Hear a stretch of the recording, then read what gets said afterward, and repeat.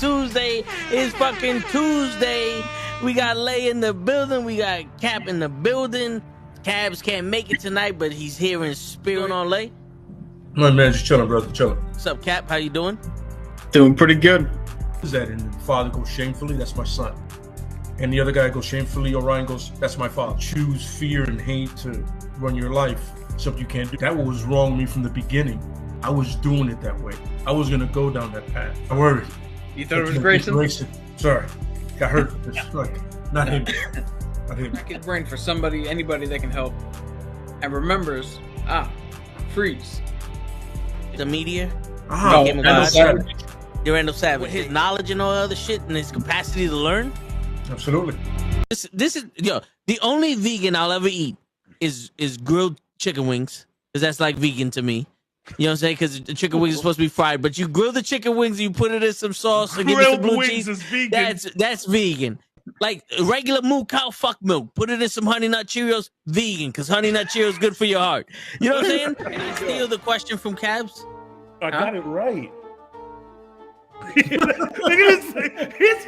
I would also like to steal. I would also like to steal. I would also like to steal. You're too late. Wow. I stay loose, I stay hype, I stay loose, I stay hype, I stay loose, I stay hype. I could do this all night, cause I do what I like. Yeah, I do what I like, yeah, I do what I like. Sipping goose, sip is right, and I go with the flow. Yeah, I go with the flow, yeah, I go with the flow. Cause I know I'm the show. In the zone, here I go. In the zone, here I go. In the zone, here I go. Yeah, they know I'm a pro.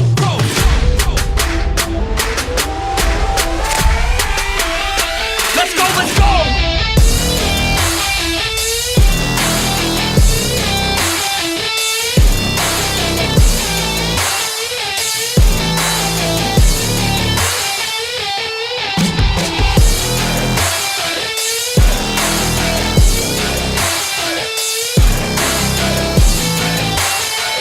Yeah! Let's go! Here I go, I get lit, I get hyped for this shit! That's right.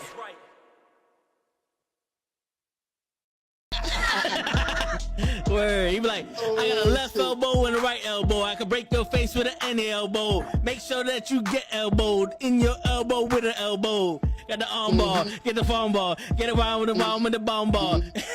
Daddy's gonna take you to Jersey Shore. What's going on, everybody? It is comics. I am doing this on purpose, guys. No one prepared me for this. I promise you, camera. I promise you, chat. Jacob, what's going on, man? Thanks for showing up super early. Appreciate it. But they never prepared me for this shit. They never. That's where the scream came from on the last one? On the last video that you did? No, I actually did that while I was listening to music from the 5 Heartbeats. Yo. That came from a song, so that it wasn't a scream, it was a note. Okay? I had to flex the golden pipes. They never prepared me for this. You have never more looked like not Theodore. Theodore. Theodore. Alvin and the Chipmunks. Yeah. All I want is a hula hoop. Good song. Hulk smash. All song. All right. We're back to normal, ladies and gentlemen. The fucking knucklehead comments. If you want to do a whole podcast like that, say it in the chat. Go to the Knucklehead Instagram. Go to the YouTube. Go to the Twitch and just say, we want to chipmunk voice, and we'll make it happen. That's right. Yo, dead ass. Let's fucking do it. That might be tomorrow's video right there. I'll fucking do it too. I promise you, they've never prepped me for this stuff. It's just random. I swear, I don't know none of this. Yo, man, executive decision. We ain't going to CBS. We going Raw all day. You feel me? As always. Theodore was my favorite. I gotta be honest about that. Maybe Simon. Yeah. Fuck Alvin. I think we all as a whole kind of was like, all right, Alvin, we get your role in this TV show. We get it. You're the cool guy. You get the girl, but I kind of like the chubby dude and the nerd. That was like the first time where I was like, you know what? Maybe I'm not siding with the cool guy here. I'm gonna rock with these two. They just seem a lot more chill. Word. Because they don't fuck around, you know. Alvin fucked around. It's just, you know, that's just my opinion, but it is the Knucklehead Comics, and as always, we got Cabs in the building. We got Cap, aka Mr. Green, in the building. Lay is away, but he's here for the stay. He's gonna listen to what we gotta say later on. Bars. You fool! Bars. All day. You know what I'm saying? So Lay, when you listen to this over, what's going on, player? You know? And you know, we always got to start with the question of the week. And this is a spicy one. We already know that Cabs is gonna bring the heat, but I'm gonna bring some heat too. But you know, Cap, it's your question. So let's hear it. So, I was watching a different video. I don't know if you guys heard of the Real Rejects. Yeah. But never watched them. The main guy, Greg, he did a video of his top 10 hottest takes and unpopular opinions of movies. And I was like, you know what? Between us, we probably have some of our own. So the credit goes to him stealing the idea. Sorry, but it's a good idea. So, what is your hottest take, your most unpopular movie opinion? I can start if you guys want. Go for it. I don't think The Godfather is that good. None of them. It's a story about criminals. I agree. There we go. I agree. It's a story about criminals. The guy comes back from war, and what do? They instantly turn him into a fucking criminal. Who gives a shit? I'm supposed to be the dude died or somebody. Like, I don't give a shit. That's my hot take. I don't want to go on a rant right off the bat. So saving the rant. So I don't have a specific movie, but I have a hot take on a certain genre of movies overall. Okay. Video game movies are fun. They're not meant to win Academy Awards. They're not meant to make you cry, although some of them do. I don't know if you've ever seen Wreck-It Ralph. Yes. Video game movies are fun. Not every movie that you watch is supposed to be fucking Scorsese or Sundance Film Festival, and you have 45 minutes of a black and white film and no one's saying any fucking words. No. Sometimes we want to go to a movie theater and watch Joe Dirt. You know what I'm saying? Yeah. Sometimes we just want a little fun. And you sprinkle a little video game in there. Now, granted, not all video game movies are bangers. But let's start with one of the most controversial ones. Super Mario Brothers. Basically had almost absolutely nothing to do with Mario Brothers itself other than a couple names and maybe a couple shout-outs here and there. But it was a fun film. Yes. Yeah. Was it bad? Sure. But just because it's a bad film doesn't mean it can't be fun. We're not always going for 10 out of 10s over here. Let's look at Street Fighter. Street Fighter is a cult fucking classic. I don't care what anybody tells me. It's not a great movie, but it's fun. It's just weird and entertaining. Hush your mouth. Street Fighter's awesome. Street Fighter's there you go. Street Fighter's a great movie. It's a legend. Let's look at other movies as of recently. Uncharted with Tom Holland. Very controversial pick in Tom Holland portraying Nathan Drake. It was a fun film. It was cool to see Tom Holland just be more Spider-Man in a weird way. You know what I'm saying? He was just a slick mouth American kid. That's basically what I got from his portrayal as Nate. You feel me? Let's look at the Tomb Raider movies with Angelina Jolie. The first one is actually pretty cool. The last one that just came out, not bad. Yeah, not bad at all. Video game movies are just that. Video game movies. You don't need to go on a freaking tirade fucking talking about how bad this video game movie is. Okay? And then let's look at Mortal Kombat. Mortal Kombat had some freakishly bad flaws. Still a fun movie. There was no tournament in there. We would have loved to see a tournament. Right? And granted, the new one, 2021. Sorry. Thank you, Cap. Hey, We got to see some weird stuff there, but we also have to see some good stuff. When the battle of Scorpion and Sub-Zero carries that entire movie. And it's just fun. When Kung Lao throws his hat down and does the fucking spinning hat fix out, that's pretty cool. Bro, I am going to quote one of my favorite video game journalists in the industry. His name is Michael Huber. Great guy. And he says he's always talking about swimming in sevens. I think you guys heard me say that before. Where a 7 out of 10 is not a bad thing. Even a 6 out of 10 is not horrible. If you can if your cheesy movie can survive a 70 on Rotten Tomatoes, yo, you did okay. You did all right. If your Rotten Tomatoes score falls under maybe a 63, 62, maybe you got issues. But hey, video game movies are just that. Video game movies. There's no need to dissect them. There's no need to think about them too much. Just go to the movie and have a good time. Get you some popcorn. Get you a big soda. Maybe you can mix it in the Coca-Cola machines and do some weird fucking combinations. I know Toe, feel me on that. Word. You know what's funny? I was ready to like be like, get out of here, man. But again, I do not carry myself as a hypocrite. I love the movie Malignant. That is by no means a good movie. So I heard. I can't like that movie and then be that dispassionate about your argument.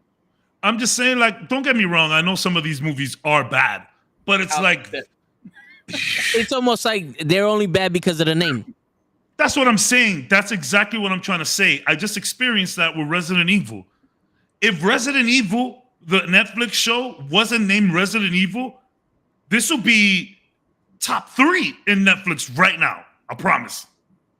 Yep. Go have a good time. Yo, let's talk about the Resident Evil movies with Mila Jovovich. They got a little crazy, but part 1 was good.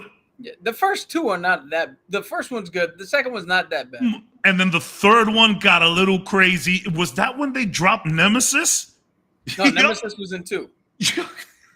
Nemesis. The liquors look great in the Resident Evil films. The liquors look fantastic. It's a video game movie. Keep expectations low. Expect a nice 6 out of 10, 7 out of 10, and enjoy. Swimming in sevens. Yo, there's movies that are 7s. There's video games that are 7s. There's things in life that could just be average. Some potato chips are just average. They're still delicious. Yeah. It's okay. Video game movies are always fun. Even the bad ones. I'm done here. All right. So mine is almost like Cab's. The man of hot takes, let me tell you. Yes, a little bit of the opposite of Cabs, but also we're going to have some beef here. Because I figured the only way we're going to go viral is if I start saying some controversial shit. You know what I'm saying? And I got to say some controversial shit that goes beyond controversial shit, because when I make sense of my controversial shit, people they don't understand. So I'm gonna still make sense because I'm passionate about this, but I haven't said this to anybody, and I'm gonna say it to y'all. My hot take about movies is people ever since like 2010, maybe even earlier, have made movies suck.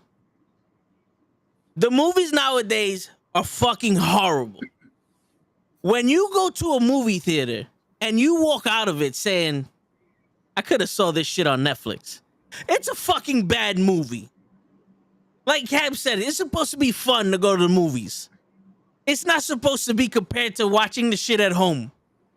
And the reason for that is for these fucking dumb fuck people that are too busy worrying about if a woman is on her menstrual fucking cycle in the goddamn movie, or if for the dawn of fucking time, women have been beating up Jason, Michael Myers, Freddy, the aliens, the predators, every other fucking monster you can think of. The only monster that a woman hasn't beat up yet was Jaws.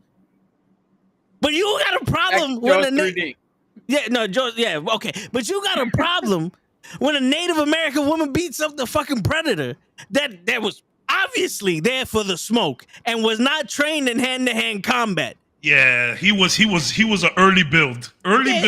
Yeah, he didn't know nothing about the slip and dip. You know what I'm saying? None of that shit. But also, I'm gonna say it, and I know that no one has the balls to say it, but I'm gonna fucking say it. I love this movie franchise. I've seen every single movie at the movie theaters. I make it a mission to go and watch it, even if I go by myself. But the Fast and the Furious movie franchise Let's has go. ruined movies. They Let's ruined go. movies. Let's go. Sorry. I'm sorry. I love it. I'm sorry. When the fuck did the plot not have to make sense in a movie? The Fast and the Furious 1 was a phenomenal fucking movie. It was a little loose where, you got race car drivers that and they're drag racers. By definition, they're drag racers. You go straight for a quarter mile. I don't know how those motherfuckers turn into expert fucking drivers driving underneath trucks and turning. A cheetah doesn't fucking turn. Okay? Let's just get the logic out of the way there. But they went from stealing VCRs and fighting over not ratting on an Asian dude to being super spies in space in a Corolla. The bar lowered. And I'm not talking about like lowered. No, it fell. You hear bing, bing, bing, bing, bing, bing, bing, bing every time a fucking Fast and the Furious movie comes the fuck out. Kaz, you wanted to say something? This is why video game movies are fun, because they're intended to be dumb and based on a freaking video game. Yeah. But I don't know where Fast and the Furious went. I stopped watching after Tokyo Drift. Yo, bro, but the crazy, it's almost like if we put in enough fucking action, no one's gonna give a shit about the fact that we literally spent 20 years watching Fast and the Furious, and now all of a sudden Dominic Toretto has a fucking brother. Or how about this one? This is a good one. I think this is where the fucking start of the decline of actually having a fucking purpose and actually having a fucking story and actually doing a movie correct. I think Cap would agree with me. But Transformers 1 was nothing but look at that one shiny robot and then the white girl with no ass. Look at her ass. With the weird thumbs. We don't need Shia LaBeouf and this chick, I forgot her fucking name. Megan Fox. Megan Fox. We don't need Shia LaBeouf and Megan Fox in a fucking Transformers movie. You know what we do need, though? Transformers. You know what else we need? A reason why they're here. You know what else we need? Action between the Transformers. You dropped the bar to the point where the bar shattered. It shattered. And now people, they're like, yo, there's no bar. All we need to do is 2 push-ups, and we got a fucking movie out. And then what happens? I actually enjoyed part 1. No, it's enjoyable. I get it. But when you think about it, it's stupid. Sam Witty's grandfather's a fucking treasure hunter. Now you got glasses with a map and robot show. Nigga, please. And then you went worse. You went fast. That was a problem. That was a problem with that movie. Just too much humans. Yeah. I would have been okay with a mechanic. Yep. and the little family that used to be there was the dad, the mechanic, and I think there was a little kid and a little chick used to walk around. There was like 3 humans and just a bunch of robots kicking ass. I would have been okay with that. And then you go to part 2 and you get a fake Megan Fox. And then you said, fuck it, we can't find any more white girls that look this good. So let's get fucking Mark Wahlberg. Let's get Mark Wahlberg. The one with the tail coming out of her ass. That's part 2, right? Yeah, fucking bullshit. And then the crazy shit is this. Now, from Captain America, here goes another fucking hot take for you guys. I'm going in order from when they started, right? From Captain America all the way to Endgame. I enjoyed every single one of those fucking Marvel movies. I don't think Captain America 1 was a bad movie. I actually fucking liked it. So, after that, after Endgame, they said, fuck it. We don't need to have a story for phase 4. Over there, phase 4 or 5? 4. So for phase 4, we don't need to have a story that adds to the 20-year story we just told y'all. I'm gonna take off my headset until you're finished. Okay. No. and then they go. Fuck it. We're just gonna make Fast and the Furious fucking 9 with a wizard. Because Doctor Strange was all action and stupidity. It was all action and stupidity.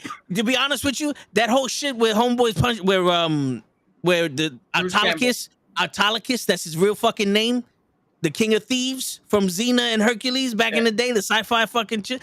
Bruce Campbell, for everybody else who's playing at home. For everybody else who's fucking stupid.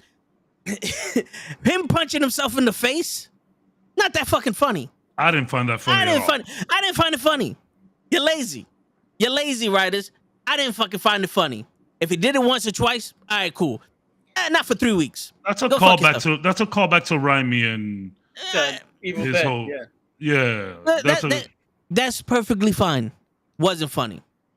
Wasn't funny. I agree. And then to make it a post-credit scene. Yeah. I was even more upset after that. Yeah. You wasted our lives with that shit. So all I'm saying is movies nowadays fucking suck. And they suck major balls. I can watch Casino and Bronx Tale and Goodfellas over and over and over again. I've done it plenty of times. There's no action in that movie. There's literally nothing but talking in that fucking movie. My man, Ray Liotta, literally looks at the camera and starts talking to us. Rest in peace. Rest in peace. And it's a phenomenal movie. I'm watching a movie full of action like this. This shit's taking too fucking long. Okay, so I have a question. For you. Go ahead, please. So, what is so appealing about John Wick then? It was like The Raid. What's so appealing about The Raid? The Raid is just action. Yeah, it's just, but there was no bullshit. The Raid. So there's no dragging. Yeah, because no, it's not even that. The Raid told the story from the front to the back. Mm-hmm. There was no parts of that movie where there was like stupid shit. They never ever went where the guy was about to fucking fight in the hallway to a fucking a backstory of him with his wife and kid to try to get sympathy for him. Oh, he has a kid. Let's hope he doesn't die. No. There's niggas there. Fuck him up. We gotta survive. We know. Smoke. Yeah. We know the what they need to do is survive in this building. So what they did their best to survive in the fucking building. Look, can I answer that one as well? Yeah. John Wick and The Raid. All right. Whatever you want to say about the story, cool. Technical proficiency. To see John Wick and use his gun fu and legit 2 taps, 1 gone. Not wasted shots. We're doing reloads. We're not fucking nothing in that. No Rambo. Yeah. And The Raid as well. The Raid. I love The Raid, by the way. And it's technical proficiency. Yeah. It gives you every moment of that movie gives you something to look at and something to go, damn, that was crisp. Those fucking fight scenes last 15 minutes a pop sometimes. Yeah. It's so good. The kitchen fight? Get out of here. My favorite fucking fight. Get out of here. Get out of here. I think that's in Raid too. My favorite fight is the first time they fought Mad Dog. Yes. Yeah. When they bought both Mad Dog. Oh, yeah. Yo, and now with John Wick, everyone knows in that movie realm is the baddest motherfucker. Not because they told you, they showed you without him even being on screen. When John Leguizamo punches your son and go, "Why did you touch my son?" Yeah. He stole John Wick's car. Oh.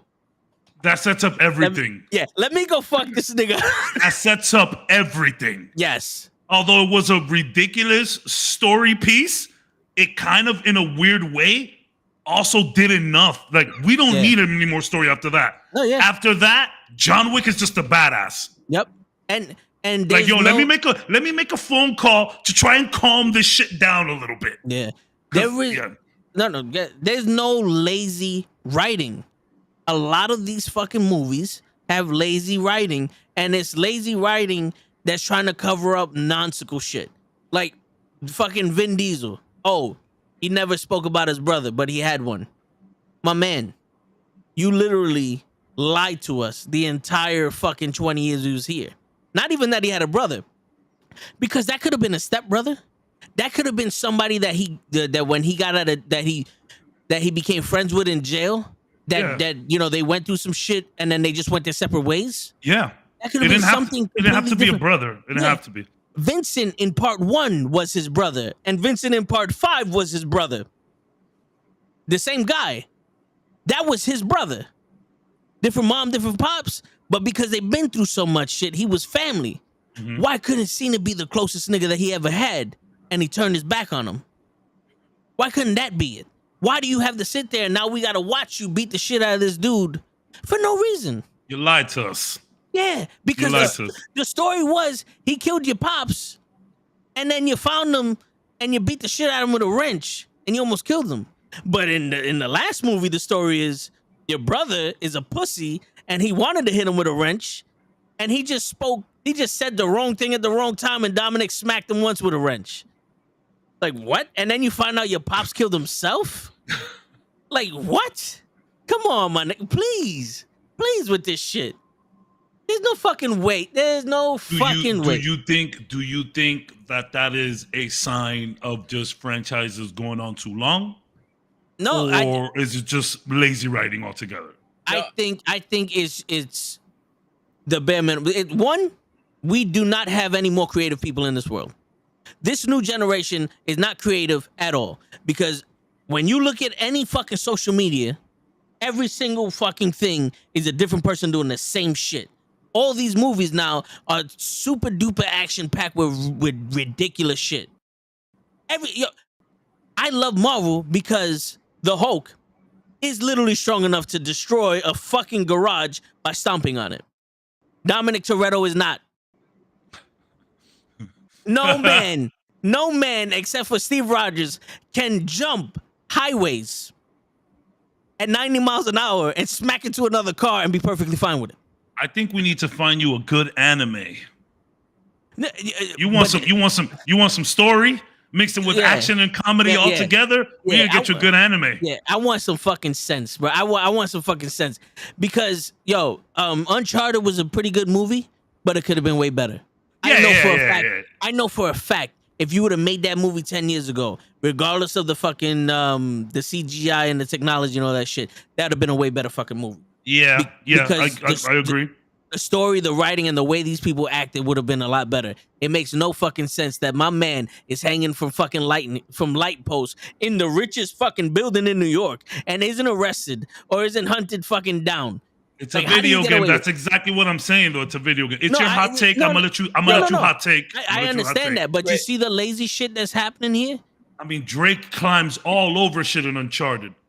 No, I get it, but you see the lazy shit that's happening here? Like even I'm gonna do it. Even Wakanda 1. Look at the fucking graphics they did in that last fight scene. Wakanda 1. Yes, Wakanda 1. Black Panther, Wakanda 1. Wakanada 1. Yes, Wakanada. Yeah, look at the fucking CGI they did in that fucking movie. It's not great. It was Matrix 3 level. Look at Matrix 4. Matrix 1 was a fucking breakthrough movie. Banger. Yo, it was the most revolutionized movie that we ever seen. It made people question if we're living in reality or not. Yeah. It made people question that shit. And then part 2 and 3, whatever anybody's opinion on it, it carried the fucking story. And it was, it was actually fucking pretty good.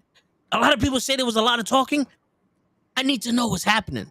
I'm okay with the talk. Yeah, I'm okay with talking as long as you're making fucking sense of it. I've been saying it this whole podcast. I'm okay with the talking. Yeah, and then Matrix 4 comes out, and now Trinity and Neo are the key and lock of the Matrix. No, please, no.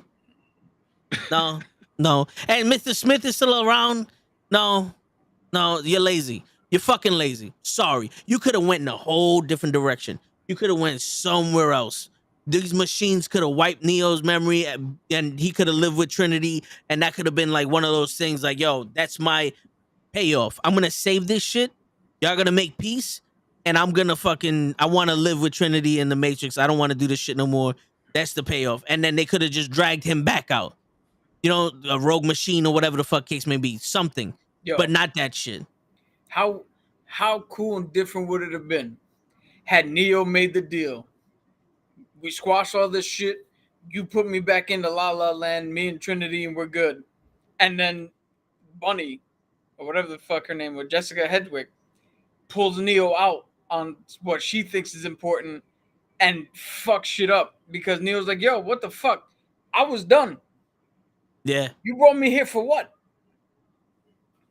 When's the last time you watched like a movie with maybe not an original concept, but something that like really blew your mind that you're like, man, I have not seen anything like that. When's the last time that happened to you?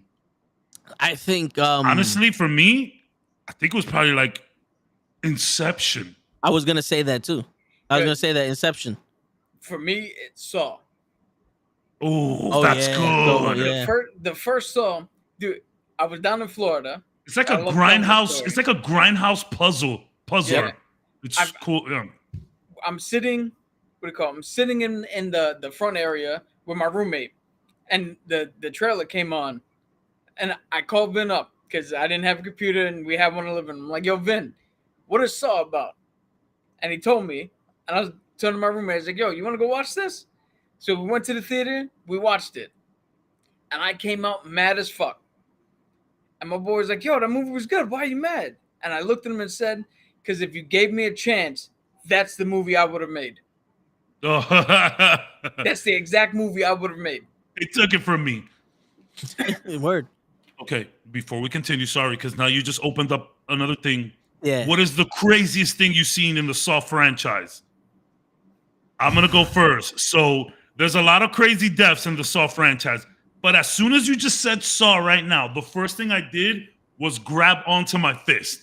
Because there's one thing in Saw that I've seen such crazy shit. The mechanism that homie's on that just turns and turns and turns and his whole fucking bone structure is destroyed, that's crazy. But the one thing that just lives in my head rent free.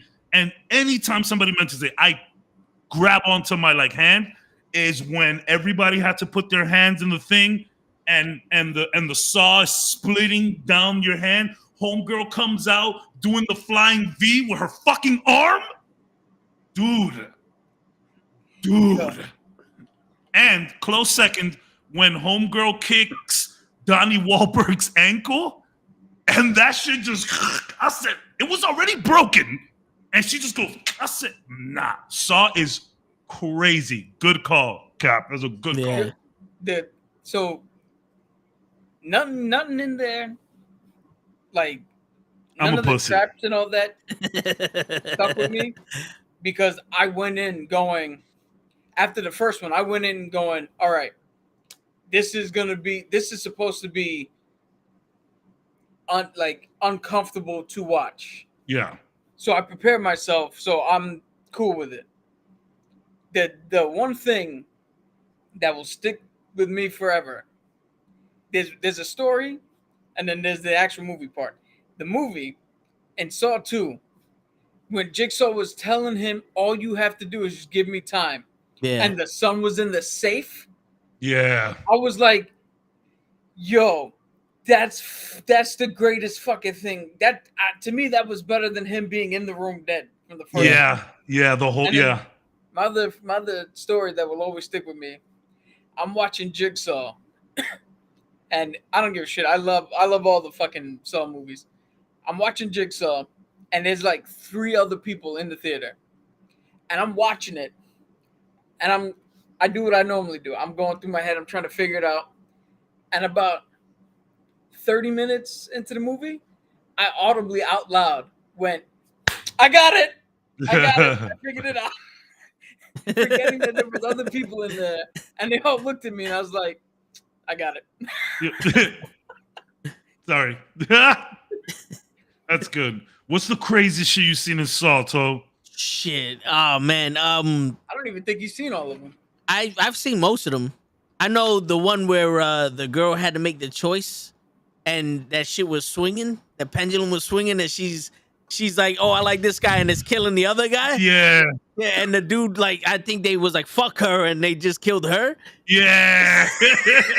That was one of those, yo, my man. That's Fuck crazy. this bitch. Yeah. Yo, I forgot about that. Yeah. What Yo, about that's when so. And It's part so two, funny. when the big dude cut his own number off his neck. Yeah, Oh yeah. shit. Yo, what stuck with me was when I forgot which one it was. When there was a fucking pool full of needles.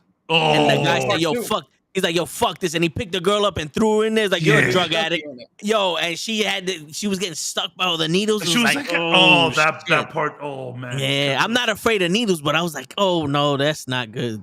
I don't think that's good. There That's was not- like, I think there was like shards of glass in there too. There was like Yeah. a lot of pointy objects in there, not just needles. yeah, some crazy shit going on. But you see the thinking behind that? Like even Wolf of Wall Street. Wolf of Wall Street was a bunch of talking, but it's something I can gravitate to. I'm like, you're telling me a story. I want to be interested in this story. I want to see where the story leads. Yes, we all know what happened, but I want to hear it from you. It's like when you're like, yo, how come y'all niggas ain't talking no more? Oh, it's a long story. But then when you hear the story, like, Yo, Oh, it no, was wait. man entertaining. yeah, you know what I'm saying? Like, yo, what? She slept with your mate? What? And they was like, I ain't do. Oh, nah. You know what I'm saying? It's like, that's what I want to see. I don't want to fucking sit there and fucking listen to somebody just complain. To me, like, it's like if I'm out of it, I'm out of it. The worst part of Batman was when they started talking. The new Batman, when they went into the fucking stadium and all that other The shit. stadium. Cut When that he- whole third act out, please. when he started talking to the Riddler, and the Riddler was telling him what's happening, and he still doesn't figure it out, and then he does his fake detective work where really he doesn't know shit, but a street cop is telling him, oh, that's for carpets.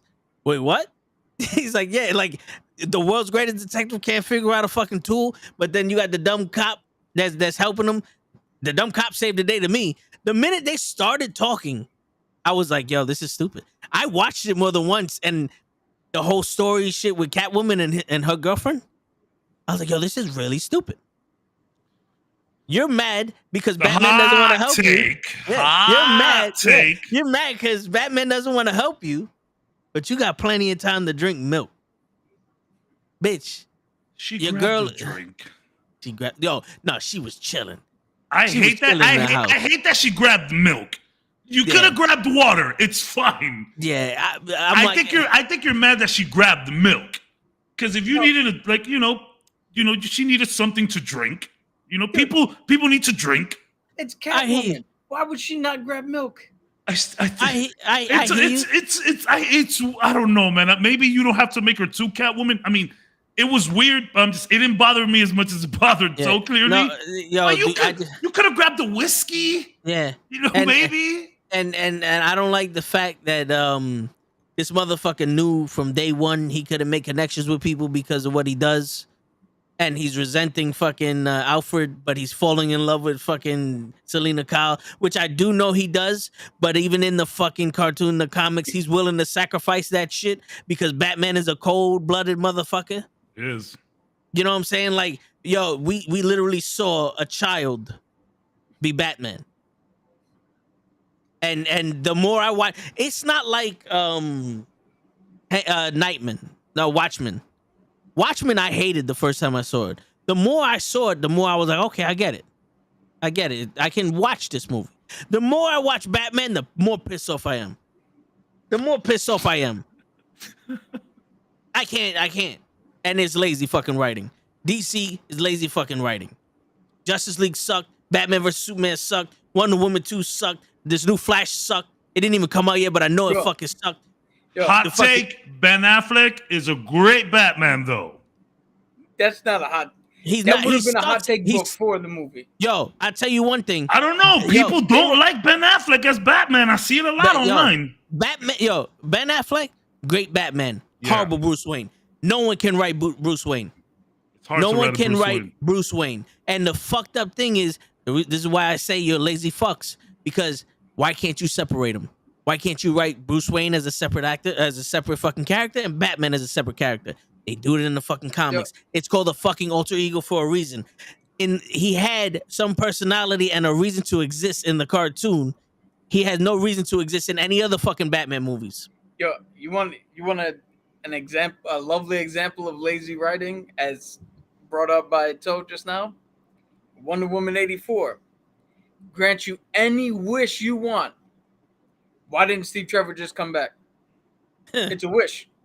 Why did he have to inhabit the body of a completely different man, and then only Wonder Woman saw that man? What fucking wish was that?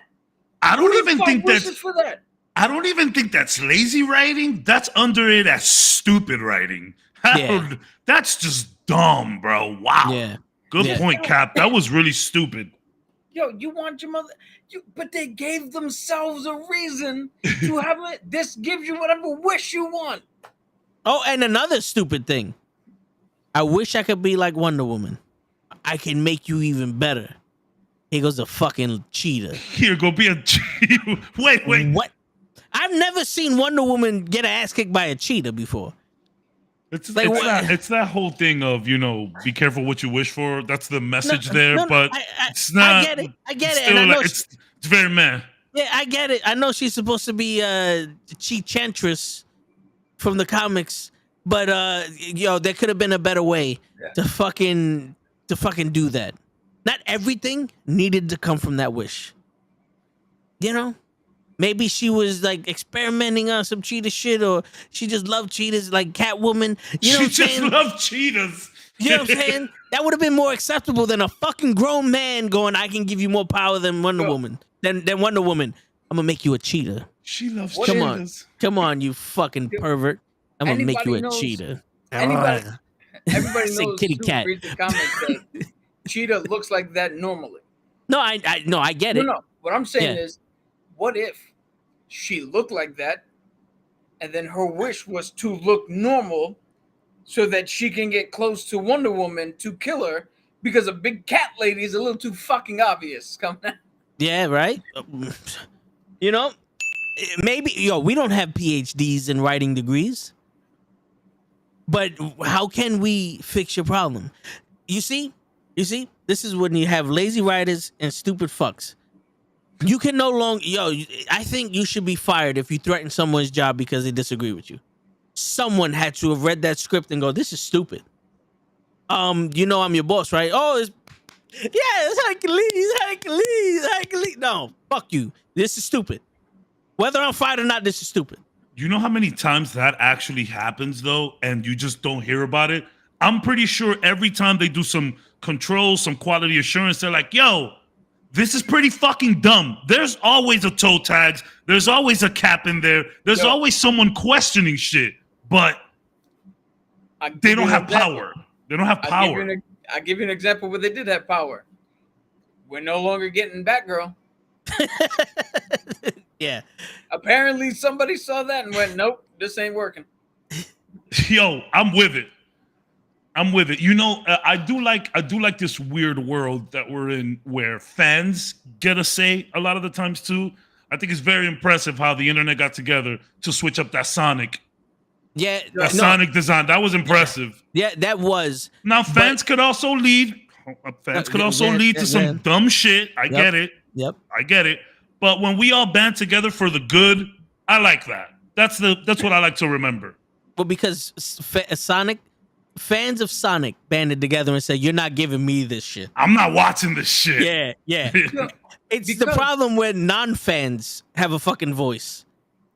But the thing is, that's again the idiots in charge of Hollywood. The suits. Who the fuck wanted to make a movie about a character with a specific look and then change him that drastically? Yeah. Hey, let's make him humanoid. Let's make him humanoid so that we can relate. No, the man loves chili dogs. He's a kid who loves chili dogs. That's man relatable. We used him to play a video game for 20, 30 years. That's the relation. That's the relation. To him. He's family. Yeah. Don't touch him. Don't touch him. He's already humanoid. He walks on two legs. Yeah. He talks English. He runs. You don't need to make him tall and weird. He looked like He looked like Snoop Dogg with a bad costume of Sonic on. It was yeah. horrendous. Yeah. Now, I'll tell The you right Wish now. version of Sonic.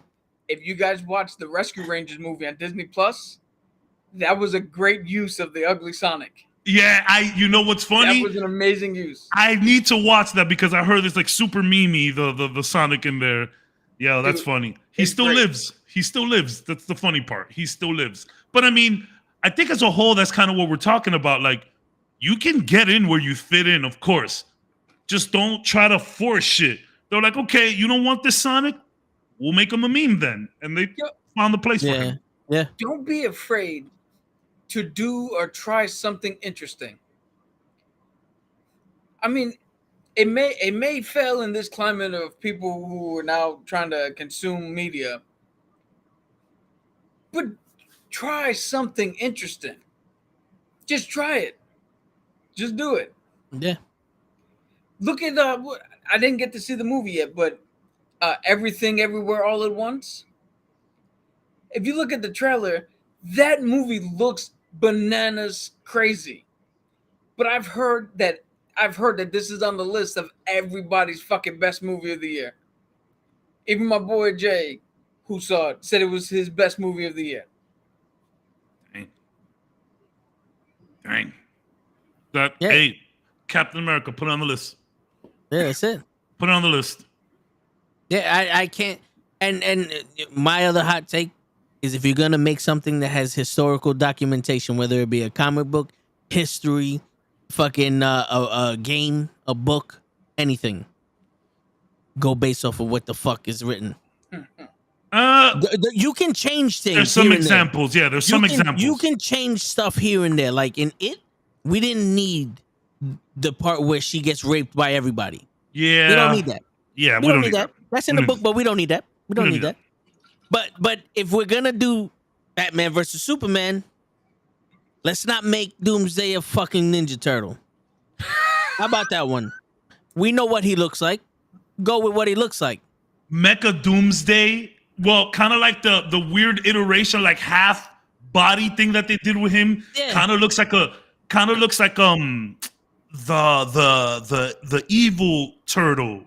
A Tokar and Razor? No, the one with the evil turtle. Goddamn! I literally just played this video game. The with the spiky stuff. It was an evil turtle. But you know, it was cool. Now you know what? I like sometimes when you mess with history like that. Obviously, if you do it correctly, in Assassin's Creed, the video games, they like to go back in time at different time periods, and they use a lot of historical figures. And I do like how they implement some of these historical figures into their story. For example, in Assassin's Creed 2, the main character is Italian, Ezio Auditore da Firenze, and he used to get weapons made from Leonardo da Vinci. So in Assassin's Creed, Leonardo da Vinci is still an artist. He paints, but on the side, he's making weapons for the Brotherhood of Assassins. I think that shit is super cool. So it could go either way, but I get what you're saying. I get what you're saying. Yeah. You could nuance. You know, Cap cannot stop talking about it. It's a great point every time. He says it all the time. Nuance is important. Yeah. How do we use these things? How do we do these things? How do we mesh them into situations? And there's certain ways to do it. Yeah. Yeah, definitely. It's just like, Thor Ragnarok is a lot of people's favorite fucking Thor, which is it's the best Thor out of the three. If I had to pick, but also you took from a story from another character. You're never gonna let it go. I'm never gonna let that go. We're gonna get your word breaker. Hulk is coming after She-Hulk. I promise. I promise. You're telling me that there's no other story of fucking Thor that you could have said? Like they didn't already went through Ragnarok in fucking Thor. You had visions of Ragnarok in another fucking movie. What was it in Avengers 2? Age of Ultron? He had, and nothing of that happened. Like come on, bro. Lazy fucking writing. By the way, I didn't see this. RKA said I heard Tom Holland is going to be the next Ben 10. I'm okay with that. But Tom Holland, he just came out saying that he's taking a break from social media and he's still considering taking a break from acting. He's still a young kid, right? I mean, yeah, he's 25. Something like that. He said he never went to high school or something. You can take a year or two off and come back. Yeah. Spider-Man's always gonna be there. You don't like, yeah, there's very impressive child actors, but some of the best actors of our time are like, in their late 20s, early 30s. Yeah. You have that a lot. So I'm okay. Take your break, Tom Holland. You've been working hard, kid. You've been working hard. Oh, yeah. Spider-Man took it out of you, and then you went and did Nathan Drake, which is literally a stunt movie. Yeah. Like, Tom Holland, I love you, but you got that role because of your acrobatics. And yes. I can say the same thing about Spider-Man. I love you, Tom Holland, but your resume definitely helped you a lot with these movies, and they've been using that aspect of you, and you need a break, my dude. Go take a break. Go chill with Zendaya. Go fucking get lost somewhere. Maybe make some babies. Who knows? Fuck it. Enjoy it. Enjoy life, man. You deserve it, B. You deserve it, Tom. And you know what's crazy? Like the liberties they took with Spider-Man, I wasn't even mad at because he's still Spider-Man. You know what I'm saying? Like when you watch Spider-Man do some shit, it's like, yo, this isn't really necessarily comic book accurate, the story they're telling, but that is Spider-Man. I can accept that. When I know exactly where this is going. Yeah, when you sit there and go, the Hulk ain't white and small humanoid with blonde hair and one eye. Why is this man playing in Planet Hulk? Why is this man the Hulk? Let it go. Let it go. You know what I'm saying? But you're gonna get it. You're gonna get your World Breaker Hulk. I promise you. But then also, the first Thor, it was an immature bloodlust kid. Yeah. That wanted to just go to war and didn't give a shit about nobody. Spoiled. He learned his lesson. He learned how to be a hero, somebody worthy of Moliere. You're telling me that all the character change that he made and then went back to being a stupid fuck, he's still worthy of Moliere? I mean, you could be stupid and still be worthy. But I know what you're saying. It's just the whole character arc that we've built on this fun, lovable character. Let's be honest. It started rough, but then we really got on his side, right? For you to just take that all away for the sake of a few jokes is ridiculous. I honestly think when he found out he was still worthy of Moliere at Endgame, that should have been it. That should have been him going, yeah, I'm fucked up, but I'm still the same man that I was. Let's turn a new, yeah. You know what I'm saying? Why is this man still fucking lost? He should have been fine. And then when Jane was Thor, he was like, yo, I don't have a connection to Moliere. Like, you know what I'm saying? Like Moliere or Mjolnir? Because I hear you both say Moliere. It's Mjolnir. Mjolnir? Mjolnir. Yeah. Okay. Right, so Mew Mew. But you know what I'm saying? Yeah, you know what I'm saying? Jonathan is the name. Yes. But we have heavy accents. So. Yeah. No, because I hear both of you say Moliere, and I'm like, fuck, am I wrong? Like, you know what I mean? Like, am I saying it wrong? But Moliere and Mjolnir is literally the same thing, in my opinion. Yeah, potato. But you know what I'm saying? Like, he doesn't need to be stupid all the fucking time. When you already showed this man was smart. He's arrogant, yes. You can be arrogant. That's overconfident, fine. Yes. Perfect. Stupid, no. You just served with fucking Captain America. You literally fought with Captain America almost to the death on Thanos. You're telling me none of that rubbed off on you? None of that. You watched Tony Stark fucking die to bring half the population back. Hulk, mess up his arm. You fucking grew mentally, emotionally. You killed an unarmed man in cold blood, and you got past that with your mom's help. You got to be able to speak to your mom at a time when no one gets to speak to someone. What an incredible fucking scene. Yes. I still can't get enough of that shit. Yes. Bro. And the only thing you took away from that was just still be stupid. And now you're supposed to be the father of some fucking girl? Come on, bro. Join us next week for our She-Hulk podcast. Yeah, but Ty Cuckoo Tickawini, Hey, get we him start out at of 10 like get him everything out. else. Yeah, no, of course. that's true. Another hot take. Ty Cuckoo Tickawini, no more Marvel movies for you, bro. Yeah, take a break. Take a break. You lost your fucking card. Take a break. Go do DC. You want to fuck some shit up? Do we feel the same way about Sam Raimi? No, so What?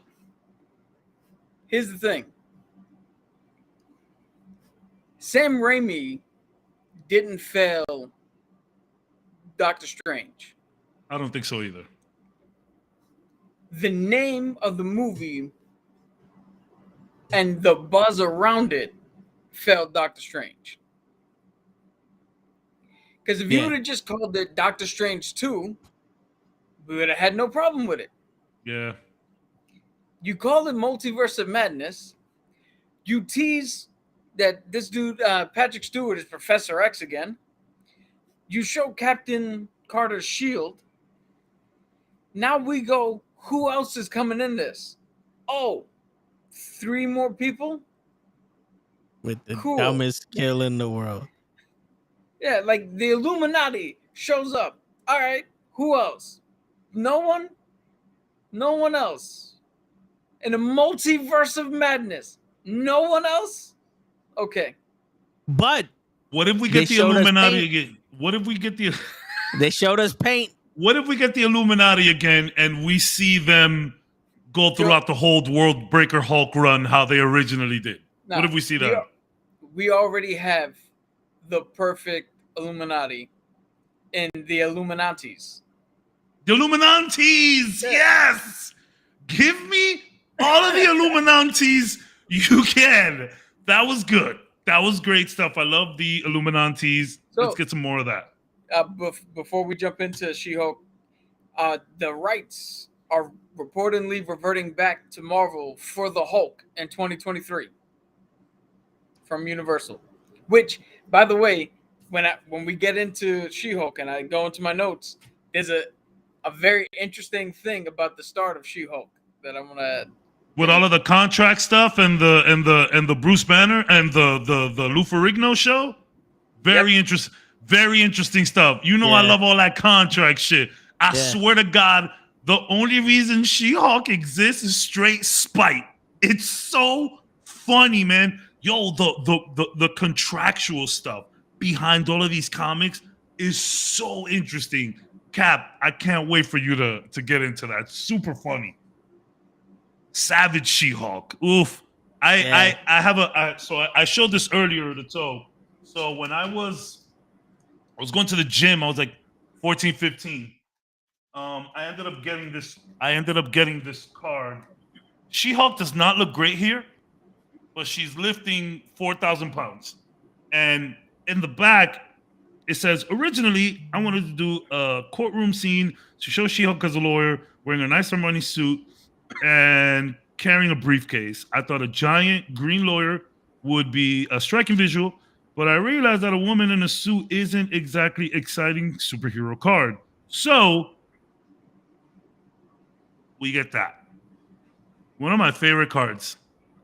She doesn't I don't like her design as much as I like her face, but I do like the fact that she's carrying that. It's a real nice card. I love the background. One of my favorite cards. And this shit made me look into all of Hulk, and they actually wanted to push She-Hulk in the Lou Ferrigno show. But again, contract shit. Well, I'll explain what happened. Please. All right. I mean, let's get into it. Well, we're gonna talk about She-Hulk now. We're gonna get to know the character, and then we're gonna lead into some stuff on the show. Hopefully, no spoilers, but we're gonna talk about the show, and we're gonna reiterate the big fuck you to everyone that has a problem that she's a woman. I'm just gonna address that now. No. We're gonna address that multiple times throughout this fucking podcast. Yeah, we're gonna come back to it. Yeah. There's gonna be plenty of fuck you breaks. That's gonna be our rest station. Yeah, yes, it's gonna be our rest station. In the middle, we're gonna go refill store, the Pokeballs. Yeah. Word. Yeah, that's where we're going. But Cap, let's take it away with the origination of She-Hulk. All right. Get it. Do you want me to go into the whole history or? Start off doing start with who she is, Savage, She-Hulk, and then All right. all of the contract stuff with the show. So, back in the late 70s, early 80s, they Universal Studios, NBC, they had the rights to do the Hulk television show. This is with Lou Ferrigno and Bigsby. Right? Funny enough, they changed his name to David Banner because they thought Bruce was an effeminate name and was not straight enough. So he was David Banner in the show. So running congruently with that show, there was the $6 Million Man. The $6 Million Man starred Steve Rogers. Austin. Steve Austin. Steve Austin. He was a man who died, and they literally put machine parts in him, and it cost $1 million to do it. Great intro. Or $6 million, whatever it was. So they found success with that show. Then they did a spinoff with The Bionic Woman, where it was the same thing happened, but this time it was a woman. Good show. So the Hulk show was doing great numbers, and Universal Studios wanted to do a spinoff with the female character and do She-Hulk. Stan Lee heard that and went, no. We can't keep giving the rights away to our characters. So Stan Lee and I'm gonna butcher this name, but John Buscema. Okay. I don't know how to pronounce Buscema? it. Yeah, Buscema. Yeah, let's go to Buscema. Yeah, I apologize if that's the incorrect thing. They came around and they had no intentions of making this character until they heard that Universal wanted it. So they wrote this character, Savage She-Hulk, In like 3 days. In like 3 days, apparently. It was quick. Yeah. They just bam. so that Marvel retained the rights to the character. And because of that, she was not allowed to be in the Hulk TV show. And if you want to know why the Hulk doesn't get his own shit, it's because Universal has owned the rights to the Hulk since back in the 70s and 80s when they did that TV show. So that's where she got her start. She's the reverse Harley Quinn, where Harley Quinn was in the show first and then got into the comics. They wrote her in the comics to prevent her from being her own character in the show. I love all that shit. And Savage She-Hulk is funny because I think Stan Lee like basically wrote the concept. I think he wrote like the first 2-3 issues and then just bounced. He was like, okay, like we did enough to keep this character. Now I'm out, which is kind of a good thing and bad thing for She-Hulk because like She-Hulk never really found her place. It's a little sad. She bounced around from multiple teams. She had a decent run. Her first run was like 30, 40 issues, something like that. And then she had another run somewhere else. She was with the Fantastic Four. Poor girl never really like found her footing. So there's a whole bunch of reasons for that. Yeah. So they did the run. I'm trying to get the names here because I want to actually credit the people who there you go. So they did the first run, and the book wasn't selling as good as they would hope. So they actually gave the character, like, they stopped printing the books, and then they gave the character, or from what the history I've read, like they called it the second wave of feminism, came in and wanted more seriousness with the characters, because her first run was literally just her trying to figure out how to live in this. She's a Hulk. She's not, because it was more reminiscent of like a real Hulk, where she like at first she would just kind of lose control. And like she wasn't always this calm and cool and like aware of herself. Like it used to be a real Bruce Banner situation where she would fucking lose it and like Hulk out. Yeah. So I mean, I can get into a little bit of the first comic run if Please. you guys want, or you want me to just do the. Do your thing, bro. Oh yeah, get into the first. Let's Yeah. see how she got her powers and. So when Stan Lee and John wrote her, they made her a cousin of Bruce Banner, and they actually made it that growing up they were tight. They were like brother and sister. And then when they grew up, they each had their own thing. She wanted to be a lawyer. He wanted to be a scientist. So they sparred ways. But when they reunited, they picked up right where they left off. So She-Hulk actually was working on a case, and she was trying to convict this guy named Nick Trask Some crime mob. of crime. Yeah. Yeah. Yeah. So But killing when her mother. Bruce- killing somebody. No, from what I heard, it was her mom died in a car accident, and she said that he did it, so she was investigating him for that. And since Okay. Bruce was on the run from the government, he always confided in her because that was his cousin, but also she would be his lawyer whenever he got caught. That's a good thing to bring up. They are that so close that Bruce, Jennifer Walters, is She-Hulk.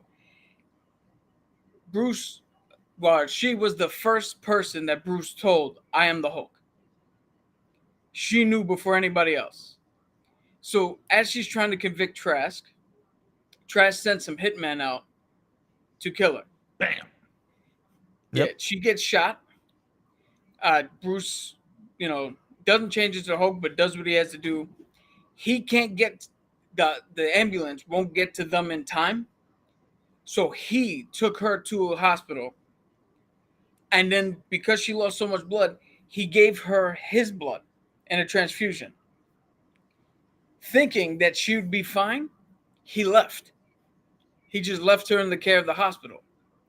Well, Trask found out she's still alive, sent his men back in.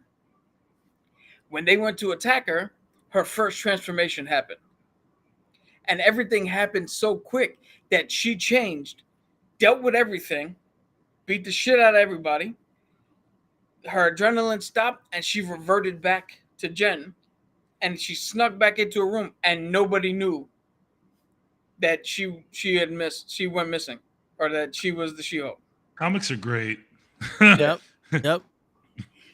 So then after that, they do their whole run, and it's just trying to make sure I get everything straight because I don't want to miss something like I did last time. So after that, the book wasn't really selling too much, and like I said, the second wave of feminism hit, and they wanted the female characters to do more, have more, say more. So then they gave this to David Anthony Kraft, who was the writer. Then, damn, with these names, man. Mike Voges. Sorry, I can't pronounce these names. Sorry, Mike. Yeah, sorry. Mike V.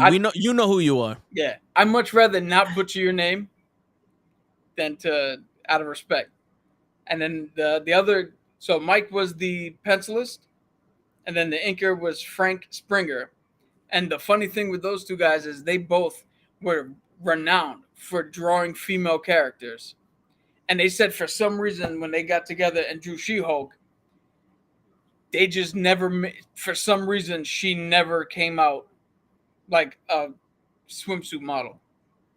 Because in the early versions, there was a little more masculine features in the face when she changed. So they gave it to them, and they came up with a thing where so they came up with making her more serious, but in some of the lighthearted tones, because David the Kraft was actually a children's book writer before he came over. So he was able to like make her more serious and pretty much keep some of the lightheartedness in there, so it wasn't all shit. But again, she wasn't hitting as hard as the she wasn't hitting as hard as the Hulk. So they were like, all right, how do we make her different? They gave her a blood disease. Yeah, that goes back even further than that. I'm sorry, but that looks badass. Yeah, I like that. Yeah, it does. I love it. They weren't saying it like in a bad way. Sure. But they just thought that was amongst themselves. They So thought look at the sensational She-Hulk. That was like when she really started like getting into her way. Yeah, to the left, the pink cover to that one. That's when she started getting into her way. So what happened was these guys came up with a storyline where she had a blood disease. And she, what do you call it? It had nothing to do with the gamma. Did you write that comic? The Thing? Yes. Did you write that? Yes. That's your fantasy right there. Yeah. That's me My and her. bad, Cap. My bad. Yo, paint Sasha Banks green, and you know that's us. We'll redo my bad, the Cap. cover. My bad. That's too funny. I couldn't resist. So she had a blood disease, and when you have a blood disease in Marvel Comics, let's see if you guys know, who would you go to? Bruce Banner. No, To Richards? I'll give you a hint. They attempted to do a good movie. Oh yeah, because the Celestials like got involved with her. Am I mistaken on that? I'm pretty sure it was one of the motherfuckers. So this is Morbius. Okay. Oh yeah. They do the Celestials do bring her back at one point. I know that for a fact. Yeah. So she goes to Morbius, who by this time is already the vampire. Yeah. And they plead with him to help save her. And he had already made something of a cure for himself. But he decided to give it to her. And when they gave it to her, it cured her disease, but she was now fully in control. Yeah. Of her switching, of whenever she wanted to switch. And she actually stayed most of her time as She-Hulk. Yeah. Because, so the way they depict it is, I love this character. Had like a good upbringing. So she was like, yo, this is just a confidence boost for me. Where Bruce had a horrible upbringing and he didn't have a good childhood. So the Hulk is nothing but fear for him. That's why they're always at odds, because it represents something completely different to him. Where her, she's just like, yo, this is fucking awesome. It got to the point where she was like more She-Hulk with an occasional change into Jen until all the lawyer stuff came later, and she kind of make like, my bad. I'll let you keep on. My phone. Doug, we're all in this together. So she began living her life as She-Hulk. Once again, the comics didn't sell, so they cut the run. But they did something. What they do with people who they can't do individual comics. Put them in a group. Put her in the Avengers. Yeah. In the Avengers, she became immensely popular. Yeah. So popular that when they decided to switch up the Fantastic Four for the first time, they took the Thing out and they put her in. Do you know why they took the Thing out? And I like her blue short suit. The short suits that she got, the track suit, the blue one, looks really good on her. Do you know why they took the Thing out? No. Because after Secret War, yes, he had to deal with personal issues, and he left to go handle his personal issues and his mental stability and all that. So she took his place for that. Yeah, which in Secret Wars, she almost leveled the playing field. She's not as strong as the Hulk, but she doesn't have to hold back because she's not afraid. So in some cases, she's more effective because she's normal. She's not a rage monster. Yeah. Yeah. So she went into the And to the Fantastic Four. she also agreed with Tony during Civil War. Civil Yeah, War. which is- And she let's was back actually into that. like the lawyers for most of the people Yeah. on That's that how side. that's how it started. Yeah. So she went on to great success. Then they wanted to do another run. So in 1989, all right, all that shit happened. Secret Wars. She went into Fantastic Four. In 1989, they gave another group of people a chance to do a solo run. This is where she was more lawyer, and just I think this is where we're gonna get for the show. This run. is yes, Where yes, 100%. She's just a lawyer living a normal life, occasionally fighting bad guys that she couldn't, that she had to deal with. I don't think I have the names for the people.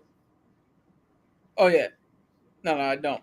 Yeah, I apologize for the she's new writer. kicking and taking ass because Yeah. she gets a little promiscuous. She gets a Because little, she's new like, guys- yo, I want to be normal. Like I just, Yeah. I want to fall in love. Like I want to, meet someone. Yeah. Word. This was a lot of history to go through, And so I was here this apologize for whole not time. having all the names. No. You're doing But great.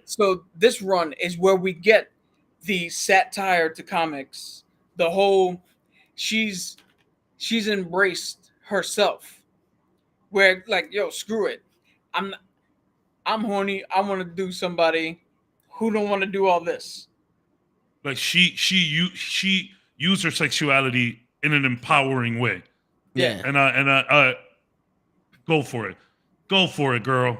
Your big green ass. Go for Hell it. yeah. Hell yeah. So calm down. So now, You take her out to it's already- Gamora.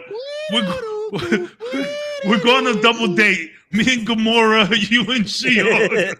That's it. And Nebula will be there also. Fuck it. We ain't gotta. We regulate every shade of that. She could drive. She could drive. Yeah. Shit. here's the funny thing. In this run, she had some of the dumbest villains. Like that dude who wore a bell on his head and some stupid shit because it wasn't meant to be like serious. It was just she was a lawyer and then some stupid random fuck would come up and she'd fuck him up and then go back to being a lawyer. So she wound up working for the DA and she came across this lady, Lucy Madison, who was a former hero called the Blonde Phantom. She's important to this because that lady, back in 1989, that character knew she was in a comic book. And she wanted She-Hulk. She wanted to be in the She-Hulk comics and She-Hulk's life. Because she knew that if she's in a comic, she doesn't age. She doesn't die. She doesn't get forgotten. Oh, okay. And her relationship with She-Hulk is what made She-Hulk be able to break the fourth wall. Way before Because- Deadpool, y'all. Calm it down. Word. Calm And it. again- We said this last episode, Cap. Remember, calm it down, everybody. And again, I think this is one of those fuck you moments for everybody that's mad at She-Hulk because she did it first, but she's a woman. MCU, all of that shit. Go fuck yourself. Yeah. Why are you God, so God. mad? Why are you so Yeah. mad? God forbid a woman gets a strong lead role. God Yeah. fucking forbid. Yeah. so Snap it to a Slim Jim. For real. for anybody who's playing the home game and wants to impress people at a party with this knowledge, again, She-Hulk can break the fourth wall and talk to the audience. Deadpool is hyper aware. So where She-Hulk can turn around and she knows that we're reading her, Deadpool knows that this is a comic book to where he can tell the writer, hey, I'm pinned down, erase that dude. Yeah. And then the writer will erase him. Or I need to get from here to there, he'll just jump the panel. Because hyper Reminds it's me two different reminds me of that Sega Genesis game, Comic Zone. Where it's Yeah. like it's like a whole comic strip and you see like a hand drawing enemies out and You jump over to the next page. Good game. Difficult as fuck. Too difficult. Word. Comic Zone creators, you made it too hard, sons of bitches. Too difficult, but great game. Yeah. Great showpiece of the Sega Genesis. Word. Good music too. Great game. Word. Oh, and by the way, Cavs, I bought the Spider-Man game. I started playing it over the weekend. We're gonna talk about it. We're gonna talk about it. Yeah. You know, 10, 15 minutes before the episode's out. Trust me, I've been dying to ask. All right, cool. Go ahead. Yeah. So that's where she gets all the fourth wall breaking, her liberation, and all that shit. And then, as Toe brought up, once again, they put her into supporting roles because the comics were doing good, but not good enough. And so what happened was Joe Quesada, who was a longtime editor for Marvel, he came in and went with the old school way of thinking, where if a character didn't sell enough comics, they no longer got their own individual run. But put them in a group somewhere. Yeah. So she did the supporting role. She was actually so the Hulk, by the time Civil War happens, the Hulk was shot off into space, doing his own thing. Wanda, in Avengers Disassemble, Wanda thought the Avengers killed her kids. And again, the kids aren't real. So Wanda, you guys remember Age of Ultron when Wanda fucked with the Hulk and sent him rampage? Yes. She did the same shit to Jen in Disassemble and sent her rampaging. And then after that, when she got calmed down, she actually went to therapy to get her mind back and her mental state back. And she immediately sided with Iron Man, signed the Sokovia Accords, or not the, in the... I know what you mean. We know what you mean. In the comics, she signed up for the Hero Registration Act. And she, like Toe said, became a lawyer for all heroes and villains who wanted to either turn themselves in or wanted to become part of the Hero Registration Act. And she mainly worked with the heroes for hire a lot of the time while dating Luke Cage. Shout out to Luke Cage. That brother knows how to pick him. Shout out to Luke Cage. Word. Which, by the way, Luke in the comics, Luke Cage and Jessica Jones, they're together. They have a kid. Jessica Jones is actually one of She-Hulk's best friends in the comics. Now, I don't want to get all fucking multiverse of madness and him. Pie in the sky. Give it to me. Give it to me, Cap. Give it to me, that Cap. funk, that sweet, that nasty, that gushy stuff. Yo, there is a way. There is already a reason to bring back Christian Renner and the dude who plays Luke Cage. I'm not familiar with his name. I got you right now. For anybody who's listening at home, I'm military, and all I ever had to say was yes, sir, or yes, ma'am. Yeah. So names are not my forte. And I just want to point that out there because it's not that I don't care. It's just it's hard for me to remember. To be fair, Cap, there's been people saying names their whole lives and are still bad with names. So you get a pass. Mike Coulter, right? Yeah, Mike Coulter. There you go. You just need to hear that first syllable, Yeah. and you already know. So there is a way that they can bring him in, and it will be completely natural and not forced. I know you're not gonna like this, Cap. I know you're not gonna like this, but I remember after Eternals, we spoke about a certain cameo at the end of the movie, Eros, Star Fox, Thanos' brother, and maybe we could see him. I mean, it's a reach. But That's got to be a season 2 thing. Okay, cool. Because in the comics, he did. Because by the way, we said it before. Eros, kind of a jerk, kind of a perv, kind of a dick. Does not treat women well. So like, she's defending him after some shit that he did, and he uses his magical powers on her, and they end up dating and fucking, and then she realizes it. It's a crazy, weird situation. I don't know if they want to do that in the MCU, but hopefully we can see him. Because what the hell is he doing out there? That is one thing I think the MCU can negate. They don't want to talk about that. No, yeah. dude. I mean, Purple Man was a great villain because that actor brought so much to it in the Netflix shows. But the Netflix shows were already primed to be, this is going to be difficult to fucking watch. Yeah. You cannot turn around and go, hey, we're making Ally McBeal. And by the way, here's our Law and Order SVU episode. So I said it. I don't know if they want to take that route with Star Fox in the MCU, but it'd be nice if we could see him. I think what they could do is argue the merits of his use of the abilities. Yeah, of course. Kind of like they did with Druid and the Eternals. Okay, yeah. When he was like, "Oh, I'm keeping him safe," it's like, "Yeah, but you're controlling everybody." WandaVision shit. Yeah. Now, what if with that? I'm glad. Sorry, I'm glad you brought up WandaVision. With WandaVision and the Eternals coming out, there now can be an argument made where not the disgusting shit that he did, but just his powers of manipulation, mass manipulation, just the virtue of that ability itself. Mm-hmm. Yeah, we don't got to talk about what he did with it, because, again, Star Fox, really nasty guy in the comic books. Yeah, what if they don't gloss over it, but there's a hatred for him between her, Bruce, and some people that know, and every time somebody goes, "Yo, what's the deal with these two?" It's a long story.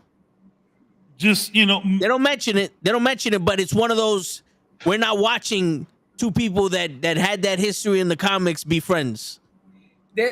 That'll be a stretch, because that'll truly be an inside baseball thing. Like, that'll be only for people who know. Yeah, but if you're not in the know, it's gonna be weird. But sometimes that's good enough for people. It's like, yo, She-Hulk don't like this nigga. Let me go find out why. You know what I'm saying? Like, sometimes you don't need to tell the whole story, just to, like, the nuance of it, just the fact that, because if you do know the story, and let's say like everybody here, we're against that shit, but then you see their best fucking friends in the movies, you're like, hold on, wait, is this leading to that? Like, what's going? You're not representing them too well, unless you're gonna keep them completely separate from each other. So I think a way they can broach the subject is the Cupid argument.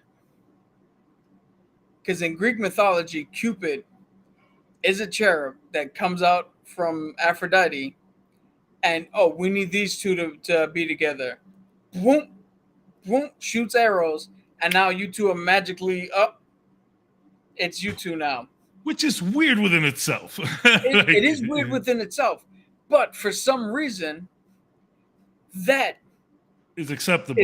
Is looked at is acceptable to a point. Because it's a fucking little kid with wings shooting heart arrows at people, or at least that's how it has been depicted lately throughout the years. Yeah. But again, I think what they should do in order to, and I don't want to say soften it, but in order to make it more palatable. Acceptable? Not acceptable, palatable. Because if you're going to bring it up, I don't want it to be accepted. Yeah. I want people to be able to get through it.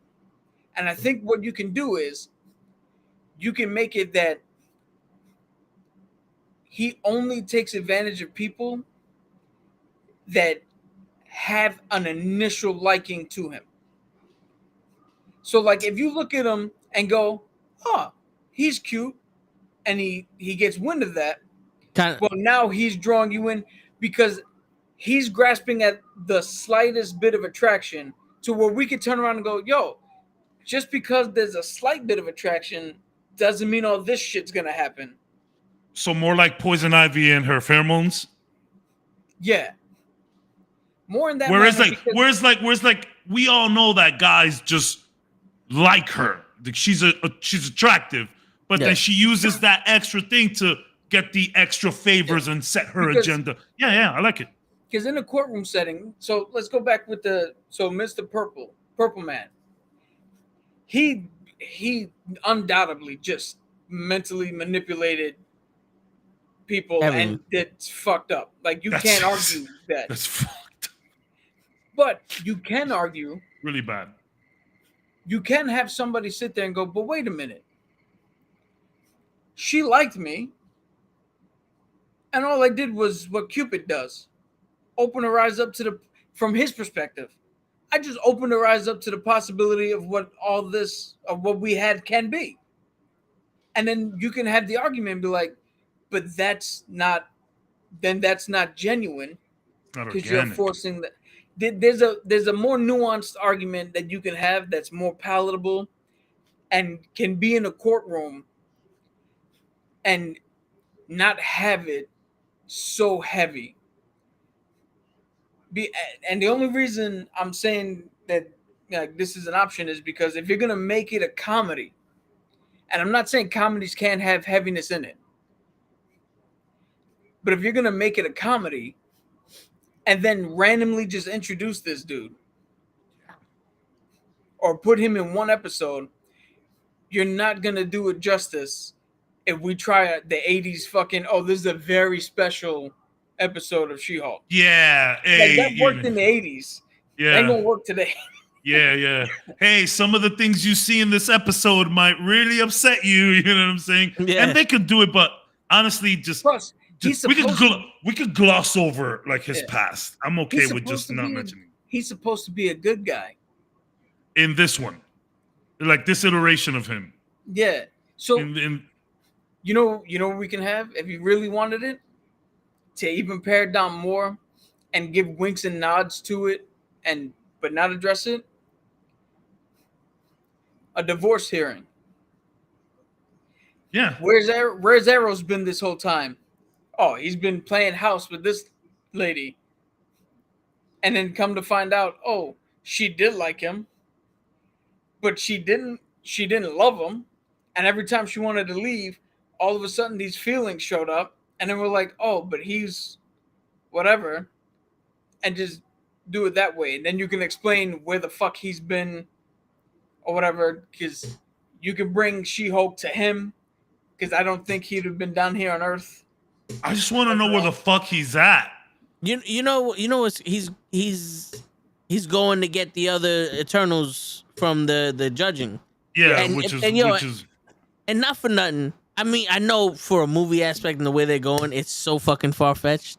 But I would like to see them get She-Hulk. Like, yo, we need someone that can convince these niggas that what we did was the right thing, and you're a lawyer, so you're used to this shit. And you see her go up there. Yo, You know what I'm saying? so you just hit it on a fucking genius thing. They bring her up to argue the Eternals, to argue for the Eternals. But then when you got Eros as a character witness, he gets put on the stand and blasted for the shit he's done. Because Yeah. so like wait. So wait. Plead their case to who? To Arishan? or whoever they're gonna go see. The Okay. Celestials Uh, or the Living Tribunal.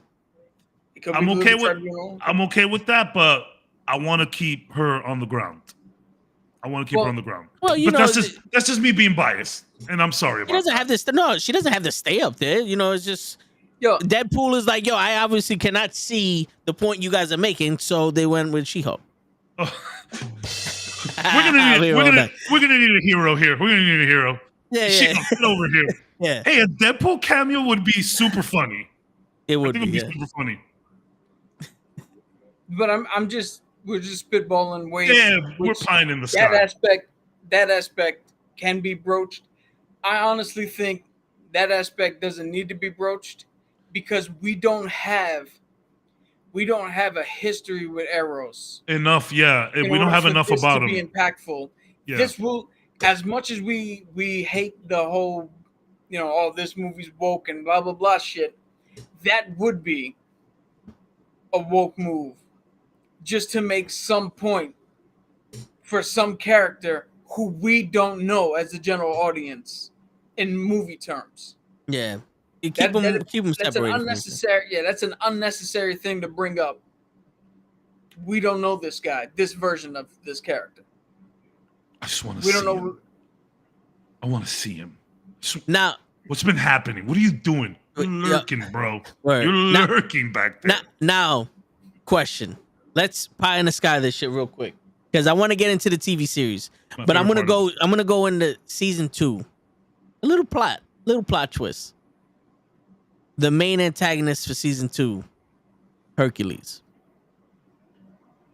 That's how you would tie in the end of Thor, where Zeus is telling Hercules to fear us again, and Hercules always had that battle with the Hulk. If the Hulk's gonna be in she's fighting Hercules.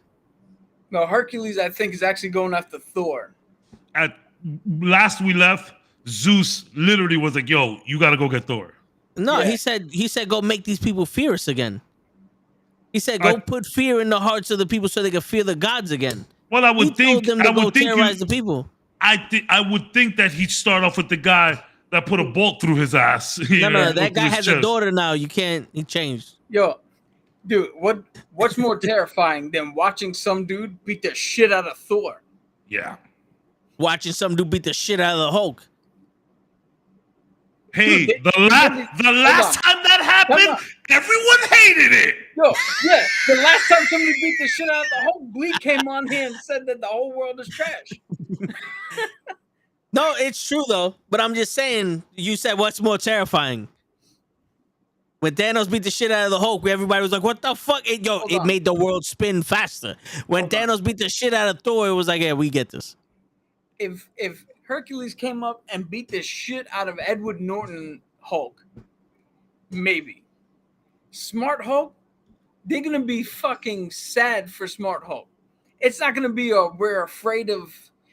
Nobody's gonna be like, "Oh my god, fucking this dude's amazing."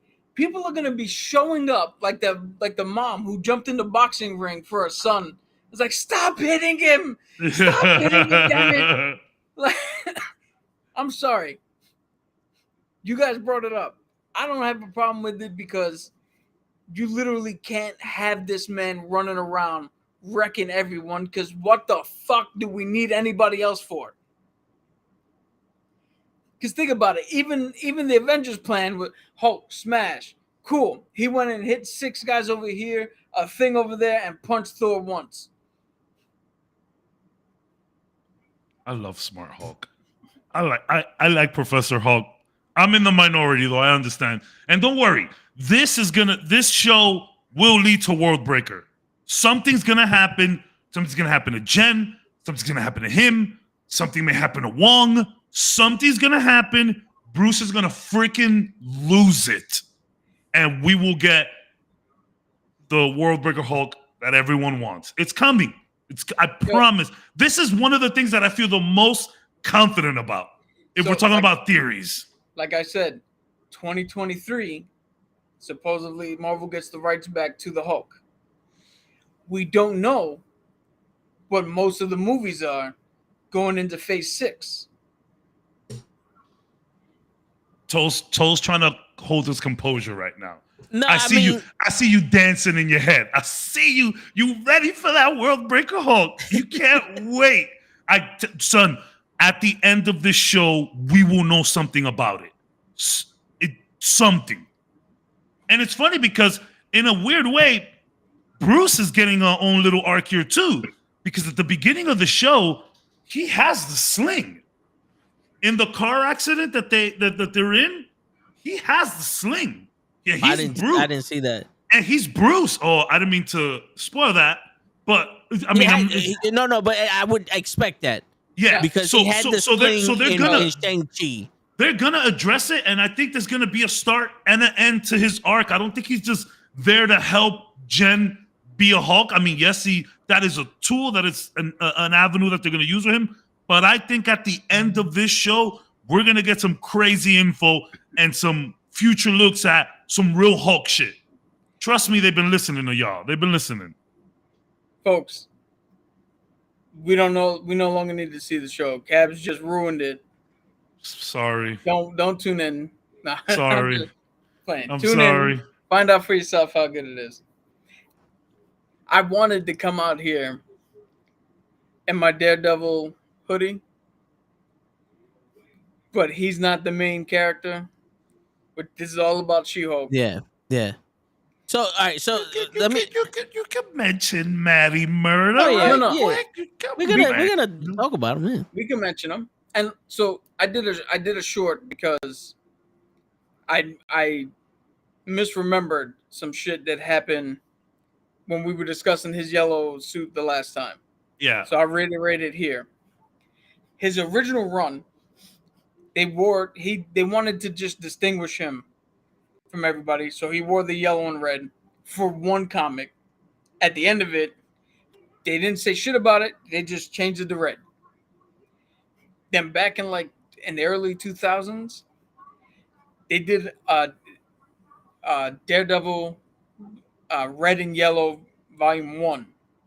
And they went back and they put meaning to it.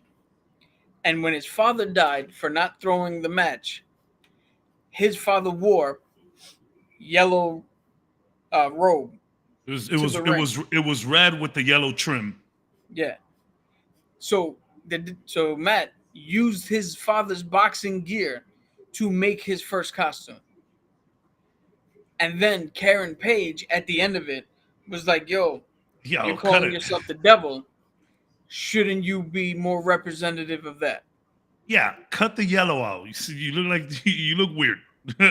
Although that suit is cool, man. It's not bad. I don't think it's as bad as people say it is. It might be weird to look at in first glance, but I think the story and symbolism behind it makes it that much cooler. Yeah. In my opinion. Yeah. It's not bad. It's just not on brand.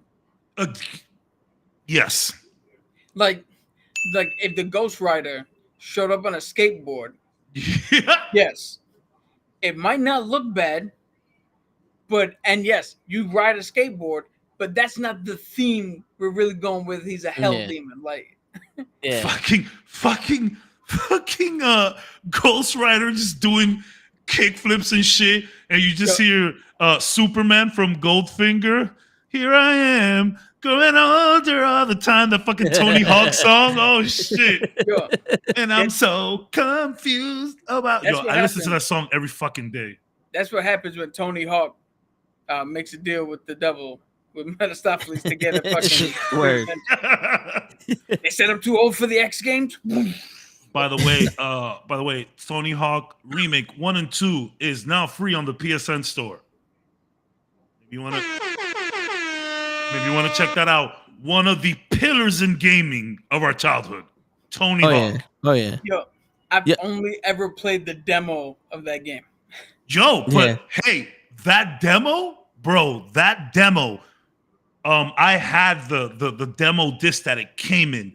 My boys would come to the crib and the demo wasn't optimized fully yet. So there was this crazy glitch that you can just keep doing tricks all around the freaking bowl in there. And we would get tricks of like 300,000 points. And we would just go to the crib, do some fun activities, you know, just to get in the mood, right? And we'll just flip around this shit over and over and over again to see who get the highest score. That Tony Hawk demo is fucking legendary, Cap. Oh yeah. Legendary. That and that Crazy Taxi demo. Crazy Taxi, great soundtrack. Yeah. Love it. Yeah. The PlayStation 1 is probably my favorite console of all time. Maybe the Super Nintendo, but like a personal favorite, like in my heart, an OG, a hero ahead of its time, a hero without a cape was the Dreamcast. Yes. Yo, I had. yes. I had Yes. so like, you know, consoles come out every 6 to 8 years, right? And back in the day, we saw legit jumps. Whereas now, from the PS2 to the PS3, you saw a really nice jump. PS3 to PS4, you saw some frame stuff. And maybe PS4 to PS5, we haven't seen the power yet. I think the last time I felt the true power of a next generation console was the Dreamcast. Yeah. I played Jet Set Radio and seeing the cell shaded graphics, the music, what you're doing, all of the people on screen. I was like, yo, we are in the next generation. I have not had that feeling in quite some time. Yo, Yeah. and 2K was revolutionary. 2K for the Dreamcast, that was the first time that the players had a body with a jersey over it. It wasn't a jersey body. No, it was their body. You could see their muscles. You could see their arms going into the no sleeve tank top jersey and a jersey, you know, just hanging around and the Dreamcast, baby. Yo, revolutionary. WWE Royal Rumble for the Dreamcast. Hell yeah. Still the only game that will allow every motherfucker wrestler to come in if you didn't eliminate anybody. Yeah. Good stuff. Yeah. The only problem with that game is there was only like 8 wrestlers in it. But yeah. I have a real fun story with the Dreamcast. I got suspended at school. I think I mentioned this. I got suspended for fighting. But I was defending myself. You know, the school told my mom, like, yo, you know, he didn't start it, but he sure did finish it. I got suspended. They gave me like a week's packet to do. I did that shit that same they suspended me on a Friday. And I was suspended until not the next Monday, but the following Monday after that.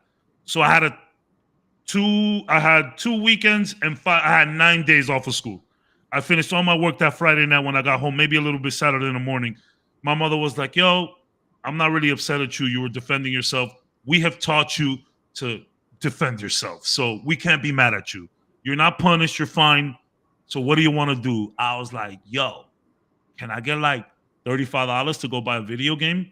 That was when video games had the power price attached to it. You get a video game, a brand new video game that just dropped for $34.99 or $39.99. It was beautiful times, y'all. PS5 games are now $70. Yeah. Crazy. most of the time they're not even fucking finished. Yeah. I have a whole thing about that. We got to chill with the unfinished games because in the Nintendo era, when a game was unfinished, there was no updates. It just stayed like that forever. At the very least, now we can upgrade. But you're right. We shouldn't release unfinished products, especially when they're buggy and glitchy. Cyberpunk 2077, I'm looking at you. Even Anthem? though I still love the Anthem, broke my fucking heart. Bro. WWE 2K21? Yeah. Or 2K20? Yeah. Yo, you know what's crazy? Me, Bleaks, and my boy Deuce. Okay. We fucking pre-ordered the game. We didn't just pre-order the regular game. We pre-ordered the fucking the extra shit. So it was like $100 and something. That game came out. We all together started up. Let's do it. And I'm there for like an hour. Like, yo, bro, this shit is still loading. Like, what's going on? And then we started playing. And the dude's like, yo, we need to do 50 fucking finishes. I'm like, all right, cool. Who y'all niggas fighting? It was you don't see this horde of people? And I'm like, nah, I see y'all shooting at nothing. What? Yeah. It was a buggy game. And the loading was bad. But my bad. So my mom gives me $35. Oh, yeah, real quick. No, I'll finish it right quick. Yeah. I went and bought Phantasy Star Online. It's a MMO. You're in space. Fucking incredible game. And I didn't connect the internet to... I never connected the Dreamcast to the internet. Unfortunately, I did it. But I destroyed that game. I'm talking about 18 hours a day. My mom was like, okay, maybe you want to step out of the house? No. I'm just playing. I played the whole week. It was incredible. My bad. But Anthem... No, yeah. And you know whose heart was massively broken by Anthem? Krills. Oh, yeah. Krills was so hype about Anthem.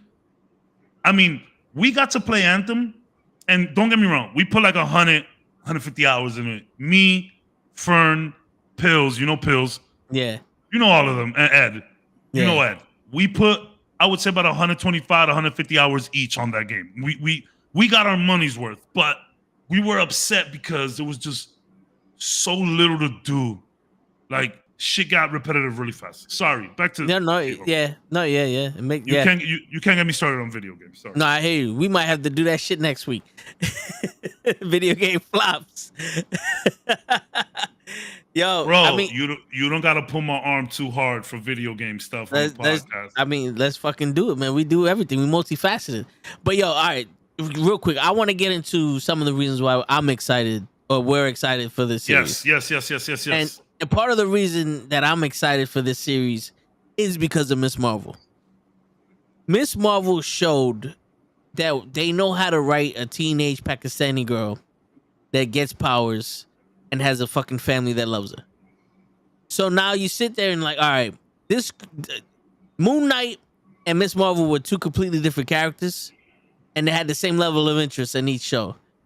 Yeah, now we're gonna bring in the law, something that has to do with with Civil War and the Sokovia Accords, has to do with another Hulk movie that just became canon in the MCU, has to do with the fucking Wong and him being the Sorcerer Supreme, and there's comedy, and there's a strong woman actor, and there's the fourth wall breaking. There's so many things in this show that I'm looking forward to, because it's kind of like, is anyone gonna address the big ass hand in the ocean? And this, I'm not saying this show will, but this show will address a lot of the other shit that people are like, what happened between this time and that time? Like, what's going on? Yeah. You know what I'm saying? If there's any fucking show that's gonna address the hand, it's that. You want to know what though, Toe? You're gonna be super pissed off when they mention it and people are completely oblivious to it, and they just think it was some crazy rock formation that just came out of nowhere. Like, bro, that's a fucking mountain. What are you guys talking about? What do you mean? There's a big fucking hand and a big fucking face coming out of the ocean. It's like, no, it's a new mountain. You're gonna be so mad. You're gonna be so mad. You're gonna be so mad. Yo, I really hope they say. I'm not gonna lie. Yeah. As a person who defends that scene and defends that idea and all of that, I'm getting to the point where I need somebody to talk about the hand. Somebody got to say something. Maybe Shield. I mean, maybe Sword is already down there, but let me know. Somebody got to tell me something. I agree. I'm getting there too, Toe. Yeah. Again, as somebody who has defended that movie, defended that scene, and try to work out ridiculous theories as to why no one has acknowledged it, I need someone to say something. Show me Fury. Show me anything. Yes. And just a little bit more of a push for the future movies and TV shows. Let's get a web here and there to connect something that we can latch onto. It's like, wait. You mean like a real web or like a metaphorical web to connect things? Or do you mean a metaphorical web? Like, the inner webbings. I would love Spider-Man to be in this shit. You can see that. You can see that. Yes. Two things. One, so you're lucky I'm not writing this show. Because if I was writing the show, I would have She-Hulk turn to the camera and be like, oh yeah, the big hand and the face, Doctor Strange slipped that into the nobody remembers Peter Parker shit. You're going to get so mad when they address it. I'm telling you, Cap. You're going to get so pissed. Cap, but I don't care about that shit. No. Toe. I'm saying Toe. Toe's going to get so pissed when they finally address it. Two. Yeah. The writer and director of this series wanted Spider-Man. Yeah. And Kevin Feige told her no. So Spider-Man is guaranteed not in this at all. But what about Spider-Pig? Or a Spider-Man, any version, really. I don't believe anything Kevin Feige says. I don't believe anything. Word. Yo, I would love to see a Spider-Pig. Spider-Ham. If they go out of their way to say it, I believe them.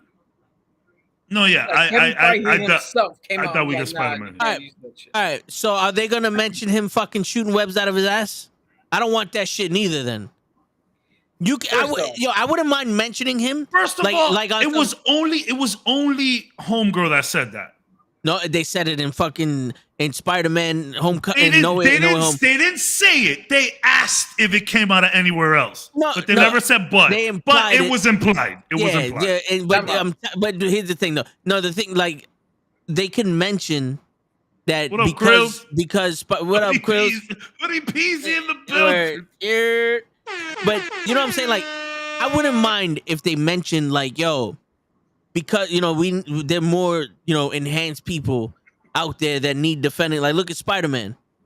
he was defended by whatever, or something, and we made a division or something like that. I don't know. You could do something like that. I have problems with Doctor Strange and with the other Spider-Man movie. Yeah. No, I know that.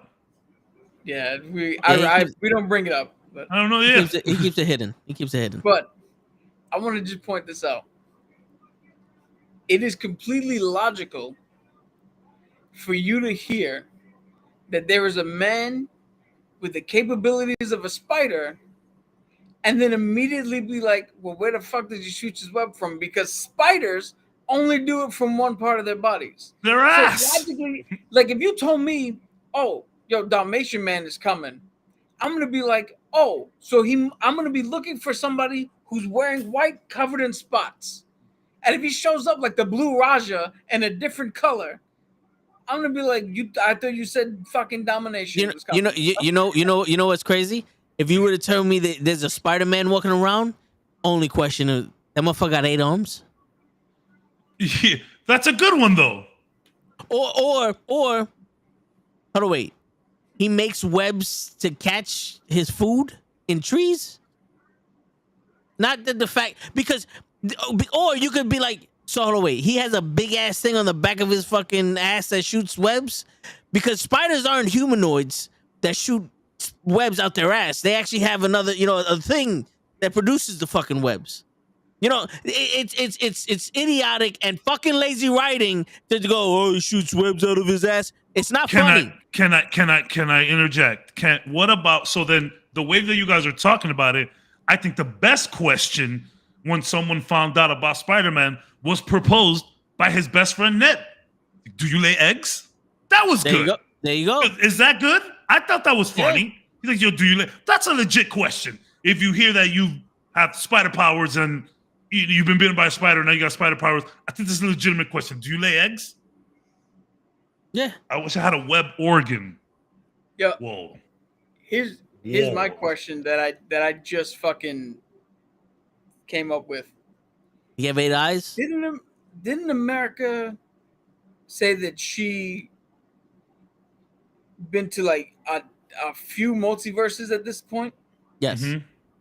Never seen one There's Spider-Man. no Spider-Man in any of those fucking universes? No, the only person in those universes are Paint and Doctor Strange. And Tony Sentrybots.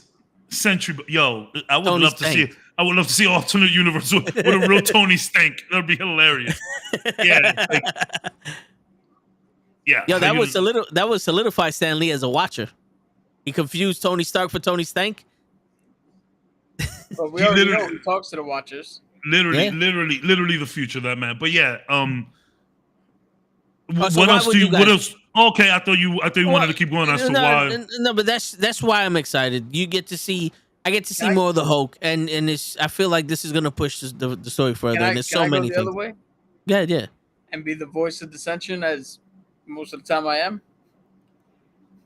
Again, never noticed. Yeah. Again, we rarely show, we rarely do show and tells here or anything.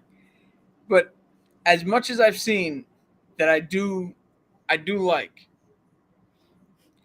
I'm still apprehensive of this show. Because in small clips and shit, you can make something look good.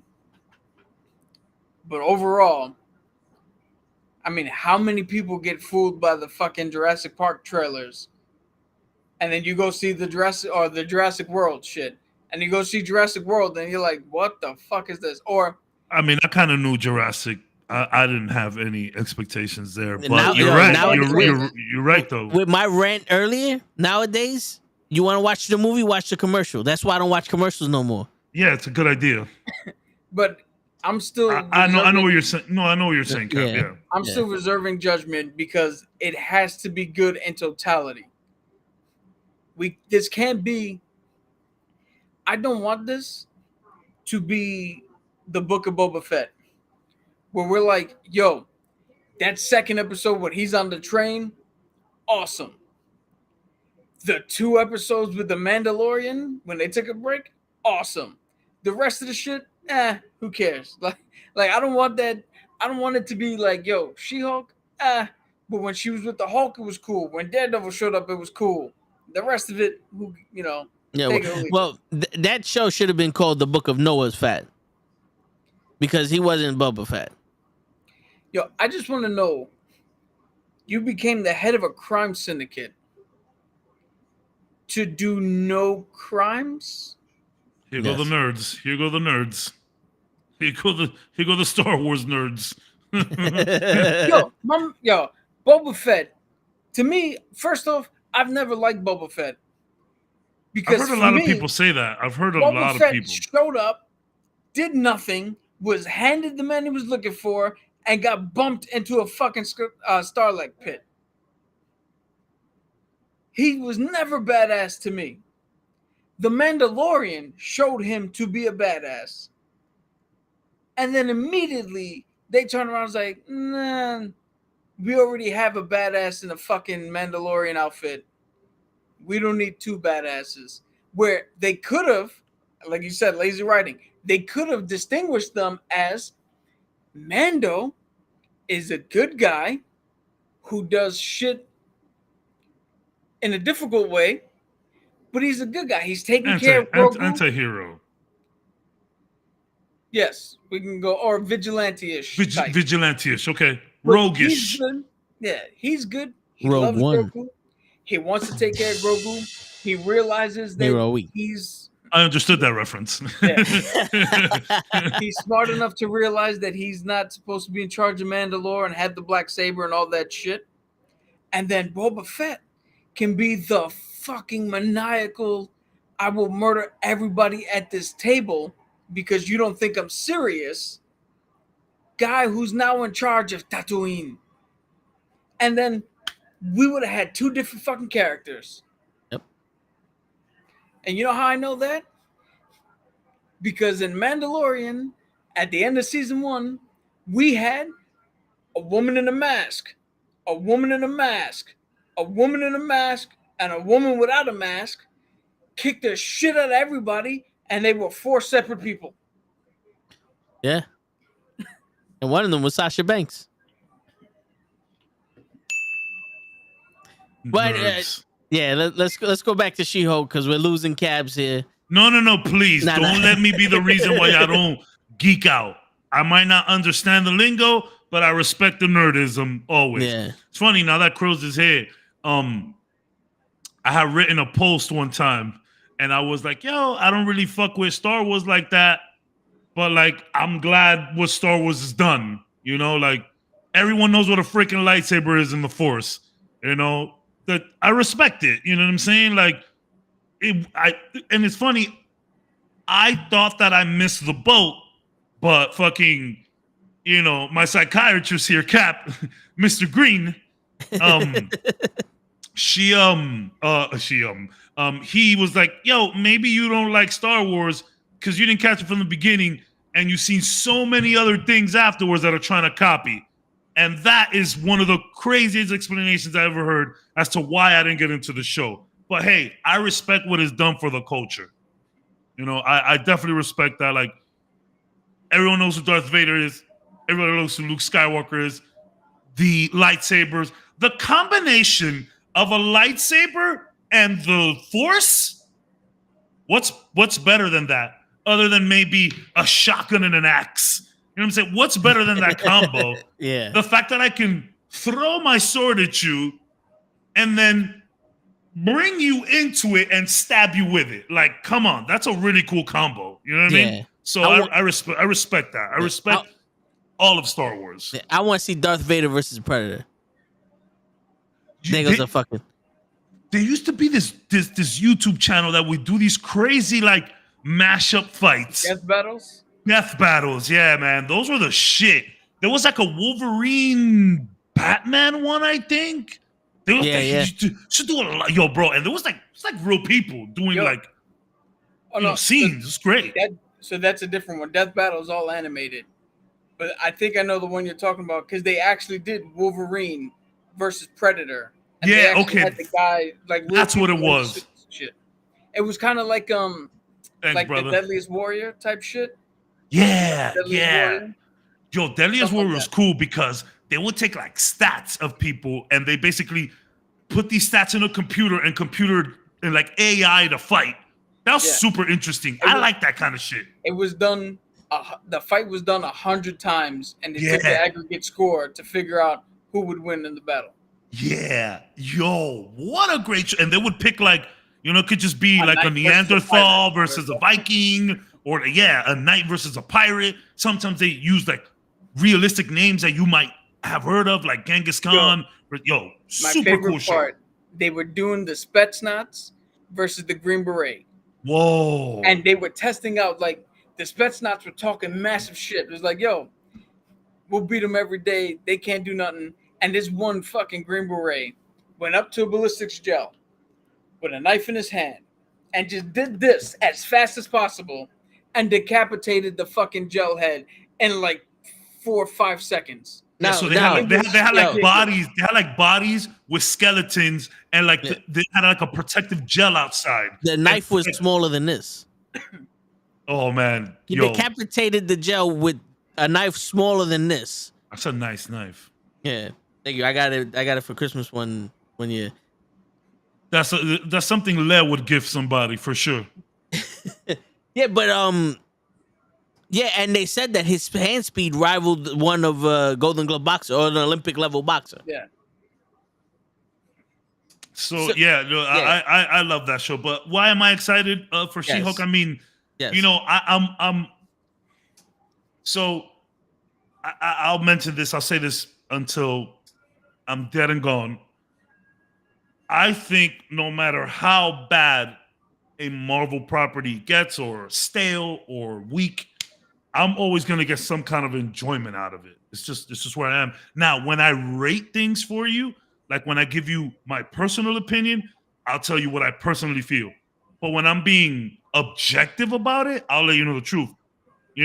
Eternals, not a great flick.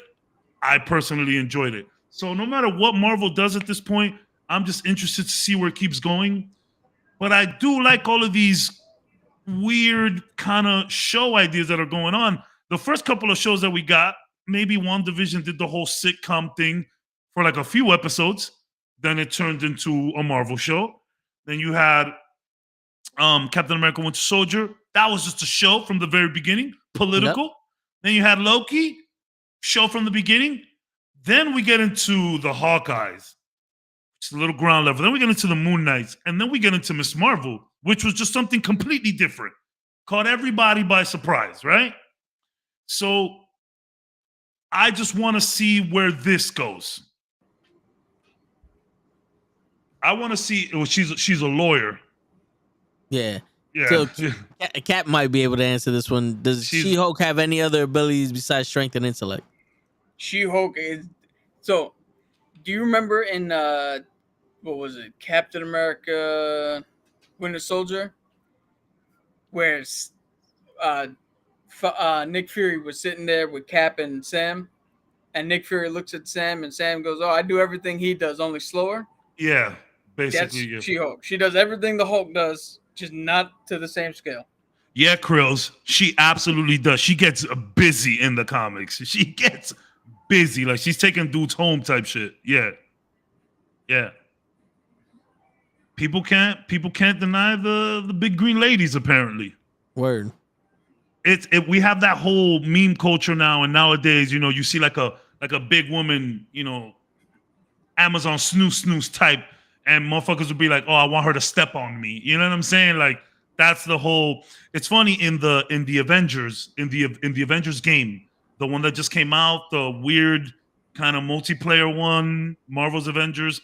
Oh. There's a little scene between Captain America and the mighty Thor, and Captain America goes up to her and he's like, "Yo, I don't know what's happening, but like, some of the people are saying some weird things about you. I think they're a little scared of you." And she's like, "What are they saying?" He's like, "I don't know, man. I heard that, you're gonna step on them." And she's like, "Hey, Steve, that's not what that means." Like, yo, what a funny ass moment. Anyway, so I said it from the beginning here. I said it here from the beginning. when it came to the show, I was really interested in the whole sitcom aspect of it. You know, I never said Ally McBeal. I said in a weird way, kind of reminded me of New Girl. And I get it. There's not that much similarities. I get it. But I had just finished watching New Girl, and I had just finished watching Community as well. So I was getting that sitcom vibe. So then when someone, I think it was Cap that mentioned Ally McBeal a couple episodes back, and I was like, yeah, perfect. I watched Ally McBeal. I watched that show. It wasn't a show that I was reaching for, but I believe it came after Will and Grace. Yeah. And I used to watch Will and Grace heavy. See, that's my problem. Is I didn't like Ally McBeal. No, I know. Hey, it's okay. It's okay. I know they're not recreating it shot for shot, but if that's an inspiration of yours, then inherently I have to believe that there's going to be an aspect or two that I'm already not going to vibe with. Yeah, I mean, you thought the same thing about Miss Marvel, so hopefully, I get you. I'm cautiously optimistic at this point for sure. Which I think was just an age thing. I mean, as a 36-year-old man, like how I didn't think that there would be anything for me to relate to when you talk about teenage girls. Like, you don't remember being a teenage girl in high school? Yeah, that was so long ago. I definitely have some moments. But yeah, I'm. So there's a stupid little TV spot where Jen is looking at the camera, and so when She-Hulk first came out, it was spoiler alert. Yeah.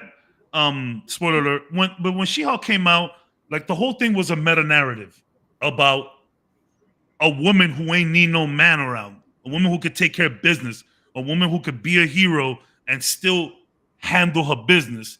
That's what it was. She broke the fourth wall. It was a whole meta narrative on it. So I think she's still doing that here. I think that's what the show's gonna do. So there was one part that she like took the camera and she's like, "Oh, this isn't going to be a cameo show where someone comes in every episode." She's like, other than Wong, Blonsky, Banner. So like, I think it's going to be, kooky comedy that we might get behind. Nothing like Thor, but I did from the very beginning. I said that I enjoyed the sitcom-y vibe to it. I caught that shit from the beginning. I am happy to see Wong. Give me all the Wong you want.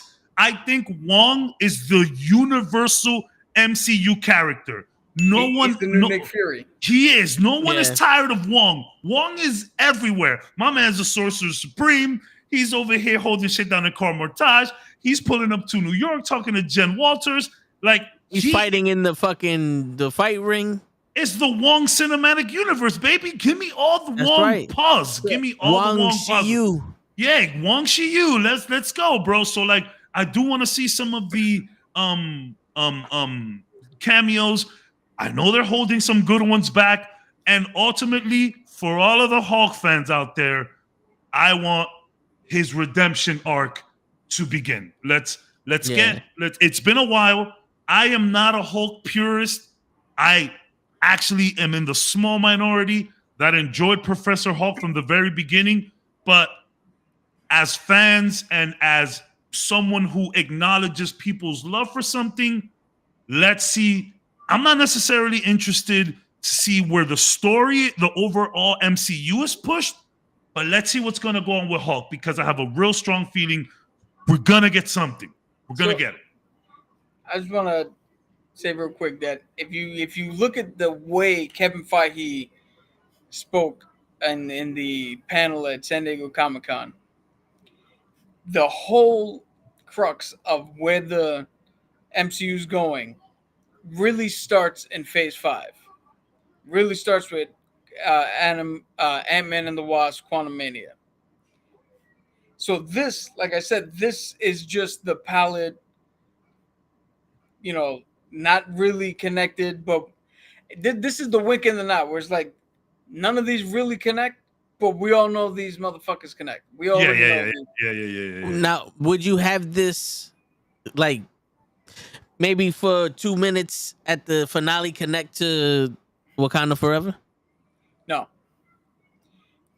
Wakanda Forever Might be a reach. Wakanda Forever has to stand on its own because they have to address Chadwick, and we have to introduce this version of Namor. Yes. So we don't.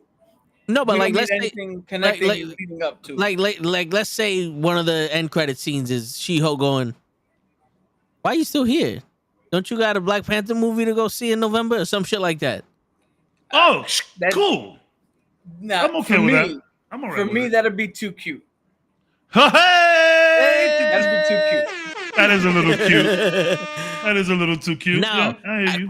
question I for would be you okay guys. with that. I would be okay with Question. that. I know. All right. I know my stance, but I just thought about it, and I don't know how I feel about this yet. But what if there's a scene where Jen, before she turns into She-Hulk, goes sees Banner, and Banner is punching a punching bag or a dummy that looks like Thanos? Oh, that'd be hilarious. Or maybe like a picture of him in like a dartboard or something. That Yeah. would be now that is the right amount of cute. That would be funny. I would prefer that over the Wakanda Forever thing. Yeah, that's cool. I like that. That's funny. That's funny. All right. Like he never got over it. Yeah. Like we've killed Thanos, we've moved on, still not over it.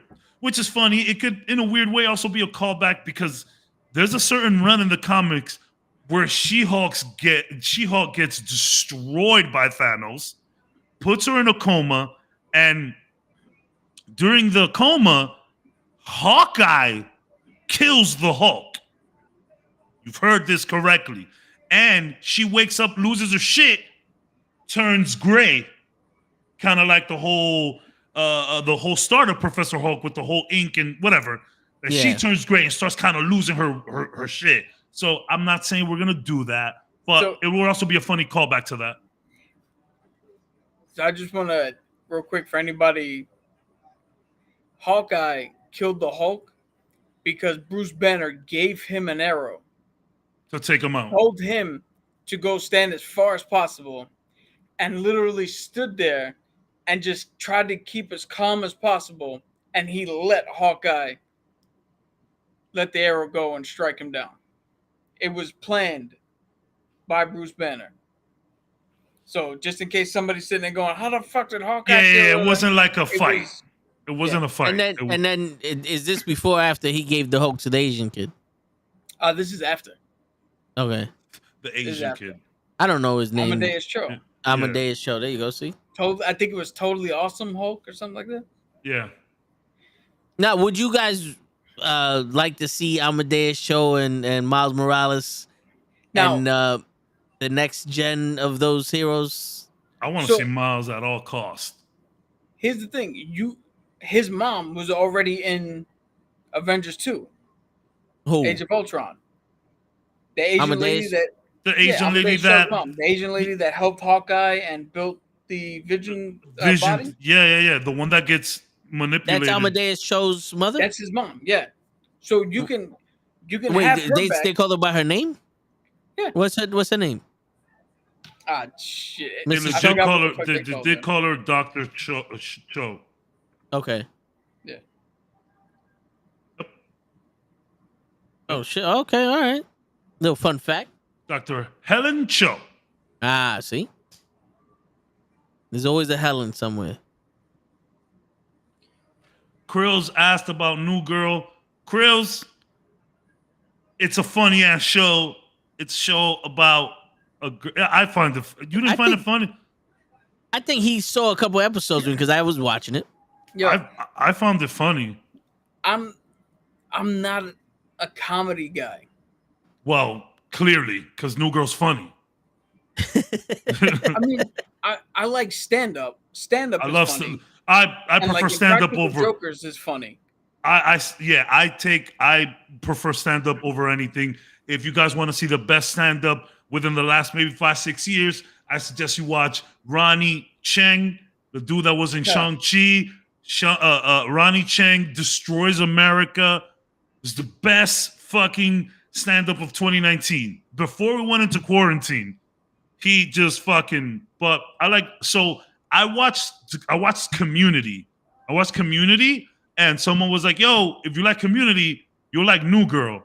So I was like, "All right, I watched New Girl." I watched like the first 15, 16 episodes. I thought it was funny. I stopped watching it, but that's just because we started getting so much Marvel shows coming, and so much Marvel shit, But I definitely like Community better than New Girl. Yeah. Community's Yo, fun. you know what show holds up at the test? Like watching it again after so long. My Wife and Kids. I just finished watching the entire series, and that shit had me laugh out loud. And I don't normally laugh out loud when I'm watching shit. What's going on, Kenny? What's up, AEW for life? AEW was see, he like New Girl. Yo, fun He fact. like New Girl. Have you ever seen All American? No, I have not. Okay, so the kid, the smart kid that goes after the daughter, the youngest daughter, is in fucking All American. Oh, the dude that could play the piano and so that he was mad smart. Yes. Yeah. He's in All American. He's the one on What was his name? the What was his name? team. What was his name in the show? In Shit. No. Gina was looking thick in that show too. Yeah, she was. Gina was thick. Yo, not for nothing. Megan Good was the original girlfriend for the son For Junior. for Junior, and It then was they supposed to switched be. No, she was in the first season. She was the girlfriend, but then they pulled her out. Thanks to Cap looking it up, they pulled her out because they knew they were gonna do the pregnancy shit the next season. Damn, I forgot. And she didn't, and her mother didn't want her to be a part of that. So the new girl that's in there, she was in Ballers with The Rock. She was one of the sports athletes' wives. So I'm sitting, I'm like, yo, and not for nothing, in my opinion, I think she was better than Megan Good. And let me tell you, something that people still use now came out of that show when the father, Kyle was his name, I believe, right? Yes, Michael Kyle, where he would just go, no. nah. Yeah. One of them, Nah. sometimes he wouldn't even say it. He'd just go, that. Yo, it was hilarious. People still use that now. That's because of him. Yo, listen, the Waynes are goated forever. Look at what anybody tells me. Yo, they went through so much shit. Like, if you made that show today, it would be canceled. Yeah. The young son was smacking the oldest daughter's boyfriend, like, man up, grow up here. Stop being so fucking sensitive. And the daughter was like, yo, I don't know if you know this, but he's gay. And she's like, no, he's not gay. He was like, no, he acts gay. I have gaydar. I can tell. There is a lot. I mean, there was a lot of stuff on that show. Yeah, and even the son was like, yo, I hate girls.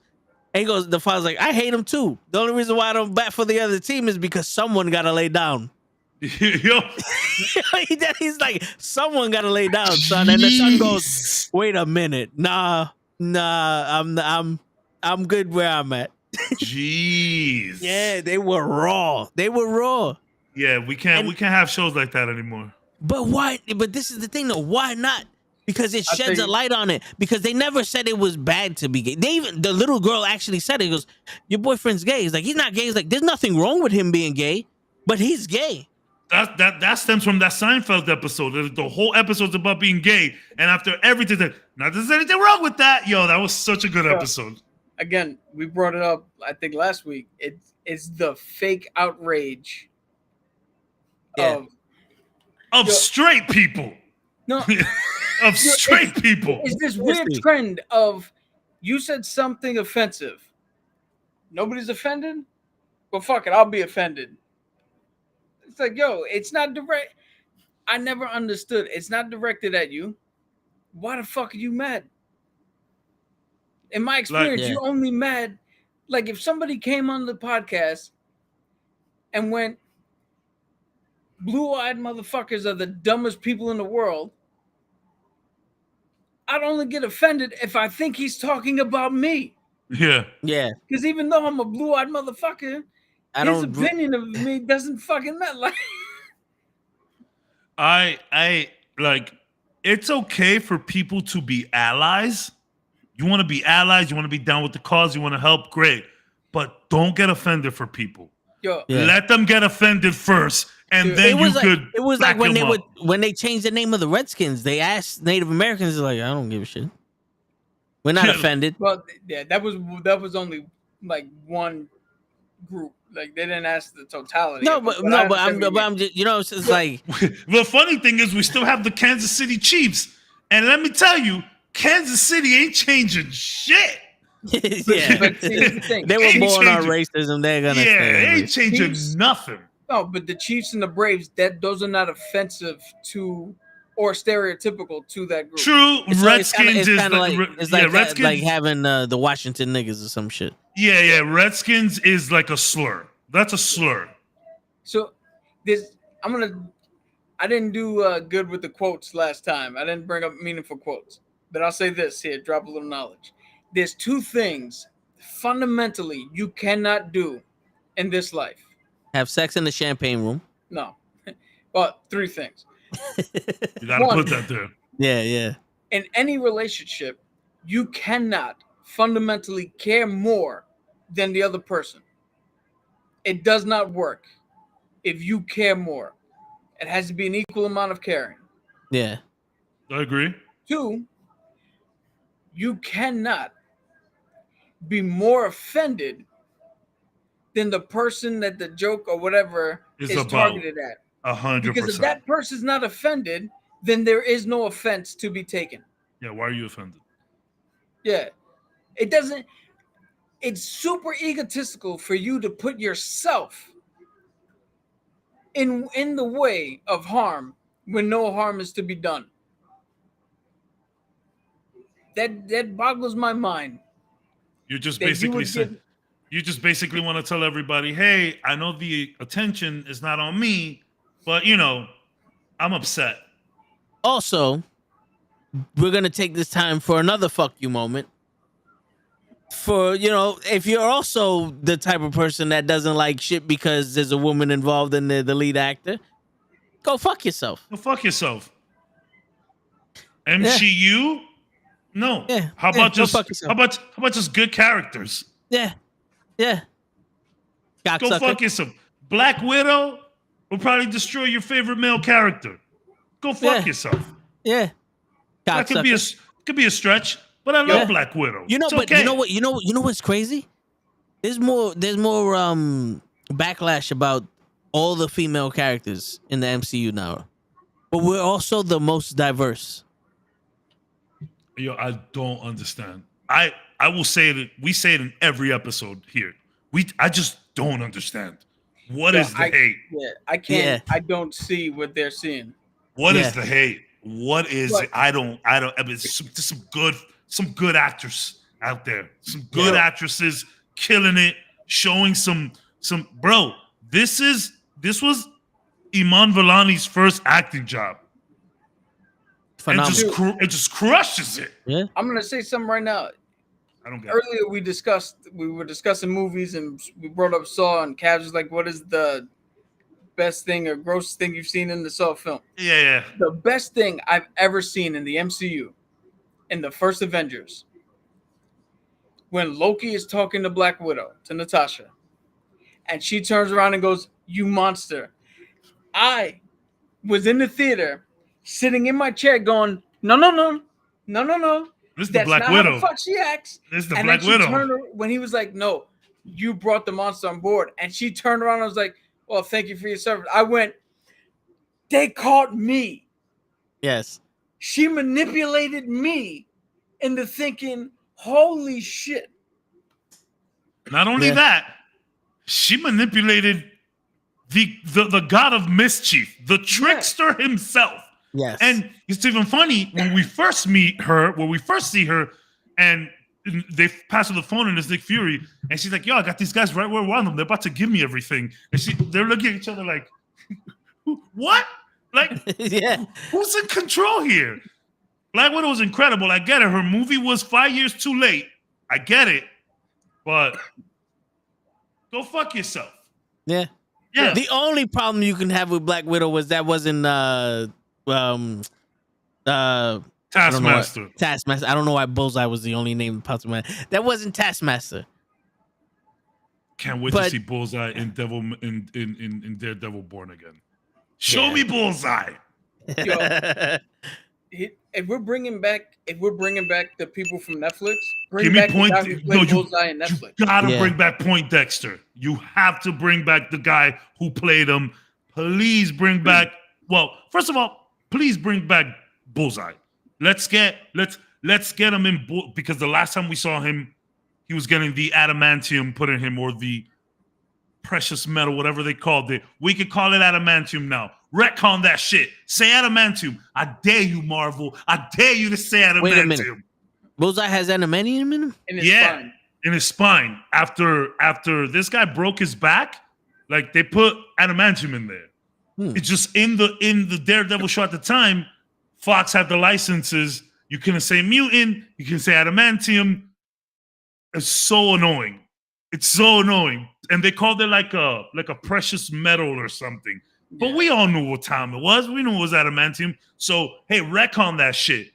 Come back and just have the same dude who played Poindexter, the same dude who played Bullseye, just come back and just like hit his back like ding, ding, ding, like I'm ready, bitch. Yeah. Oh, yeah. Yo, they could turn around and be like, yo, somebody would mention, oh, they put a special metal in his back. And somebody would be like, you mean adamantium? Yeah. I dare you, Marvel. Oh, show me your balls, Marvel. You already said. It's funny because they said mutation. They didn't even say mutant. They said mutation, and granted, mutation is a variation of the word mutant. But I dare you to say mutant, Marvel. You're not ready to say mutant yet. I dare you to say mutant. Yeah. Let me hear you call Namor a mutant. Go ahead, pussies. Let me hear you do it. Let me hear you do it. Come on. Didn't they say that Xavier was the leader of the mutants in Doctor Strange? They did say that. You're right. Wait. That was an alternate universe. That wasn't a 616. Yeah. Let's get 616. Yeah. Let's get 616. Let's not push the goalpost, man. They said it. Yeah. I'll check to see. They also outminded him. No, fuck that. That was not. Fuck that. We ain't hear that. We ain't hear no mutant. If there ain't no pictures of me on 6 Mile, I ain't never been in 6 Mile. Fuck that. I ain't hear him say it. All I'm saying is that I know. The only reason I'm saying that is because when we finally heard mutation in 606, I know everybody was like, we can finally say mutant. So that's what I'm going. Yeah. I'll go back and see if they said, but because it would make sense that he was introduced like that. Yeah. Because they introduced Black Bolt as the Inhuman King. Yeah. Yes. Yeah. And it wouldn't make sense for them to be like, hey, Doctor Strange, he leads the X-Men. Yeah. Like, what the fuck does that mean? Another group that charted in the 60s. Yeah. I want to see Kingpin in this because he got arrested. Why not go to court? You know what I'm saying? Like, even if he just walks by, he's blind now. He's blind now. They mention him somewhere. From what I've gathered, this is more like people with powers, legal trouble. Kingpin technically doesn't fall into that category. He got mad power in the streets, though. He's just brawling. Yeah. So did Biggie, and he still didn't make it. So. Kingpin is the definition of brute strength. He is kind of like superhuman. Like without the serum. Yeah. Without the enhancement, he's just that big at 3% body fat. Yeah. Yo, I'm gonna bring up something if you guys will allow me to. Please. Sure. Last week, I had made a bold statement saying that if Warner Brothers goes ahead with the Flash, untethered, I no longer support any Flash movies. Tell that to lower his music. If there's any caveats to that. Oh, they're doing it. They're gonna do it. Ezra Miller came out with an apology or a statement. I don't know if he just walked away from this or no. I think he's gonna go tell your pops to put down the music. I think because he said that right now. Yeah, I think that's what he said. I could imagine a conversation in the toe tags out. Put the fucking music down. That like I beat the shit out of you. Calm down. Funny thing is I already went in there and told him to do that. Yeah, let pops chill, man. I get it.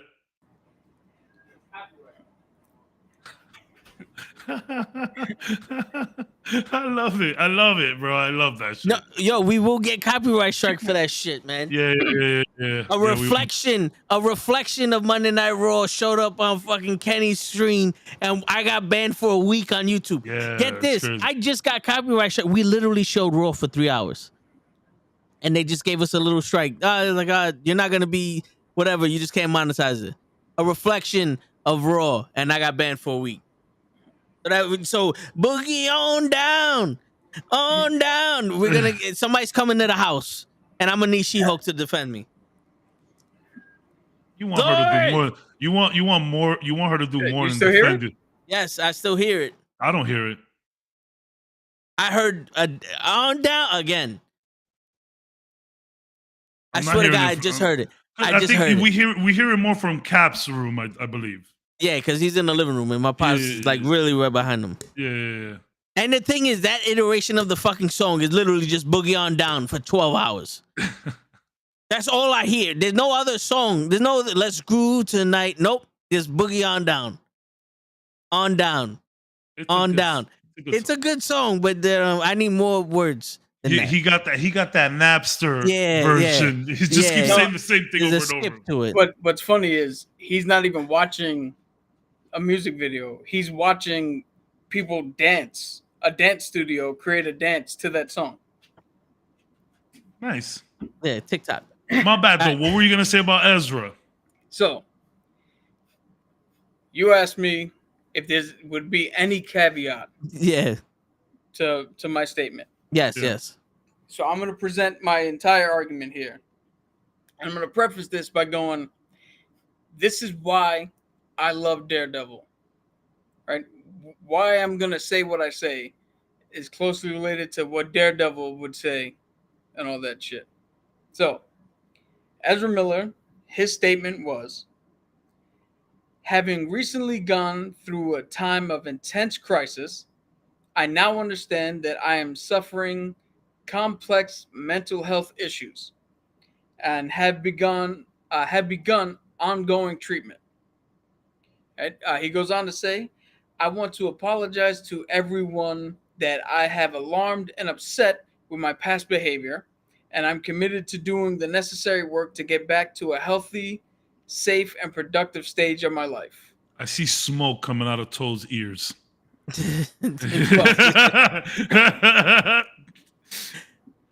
Well, Daredevil. still- Everyone deserves a second chance.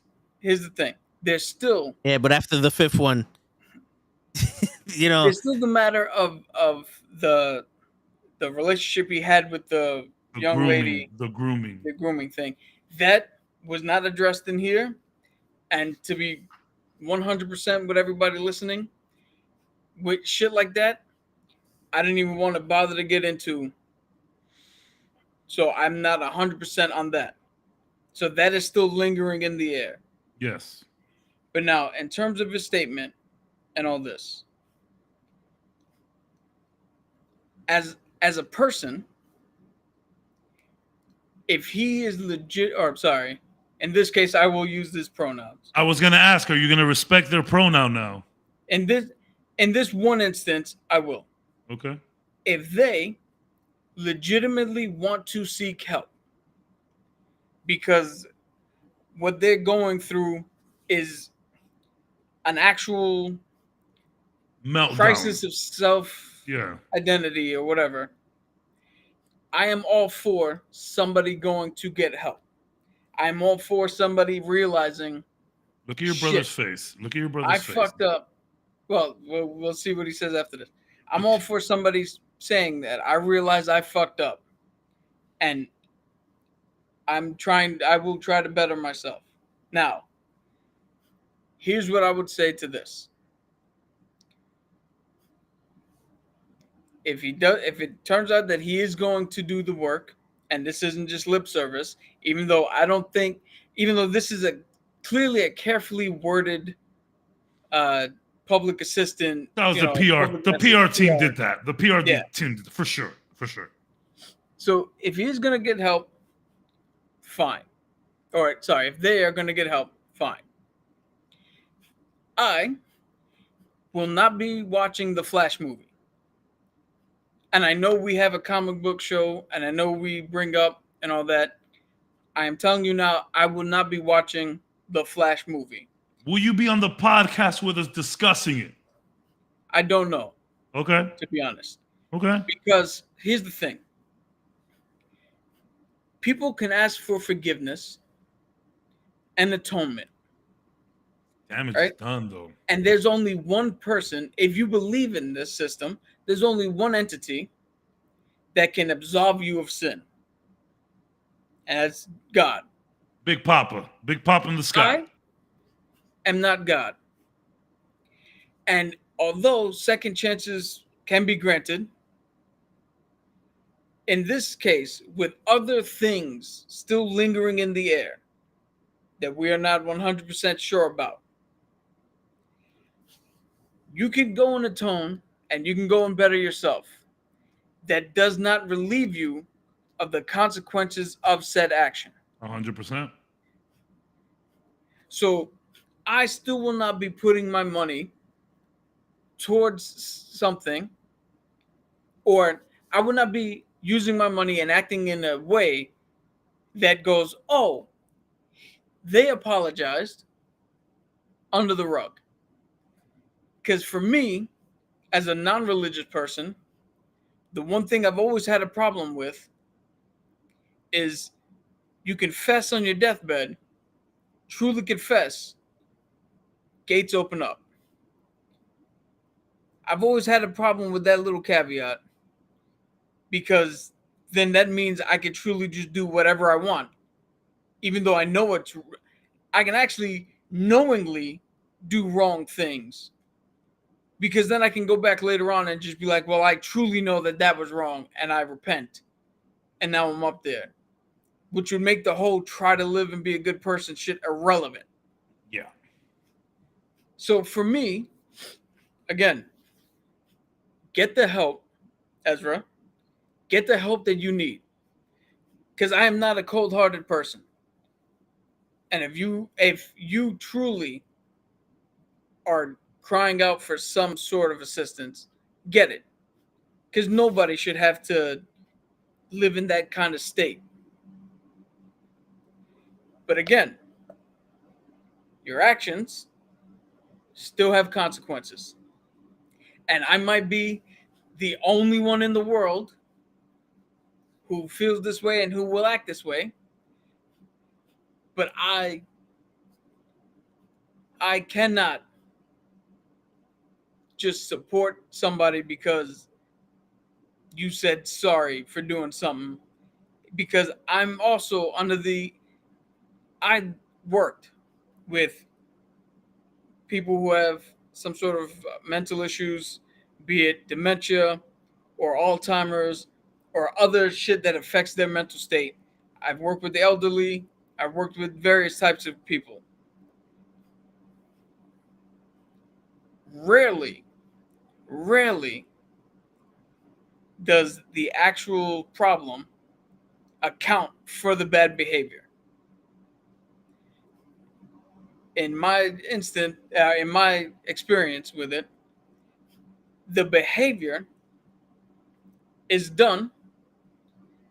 Wrong and right is still recognized, but the inhibition has left. And I am not the type of person who is going to sit here and go, I'll give you a perfect example. And I'm going to change up some names and some stuff so it's not putting anybody out on blast. Incognito.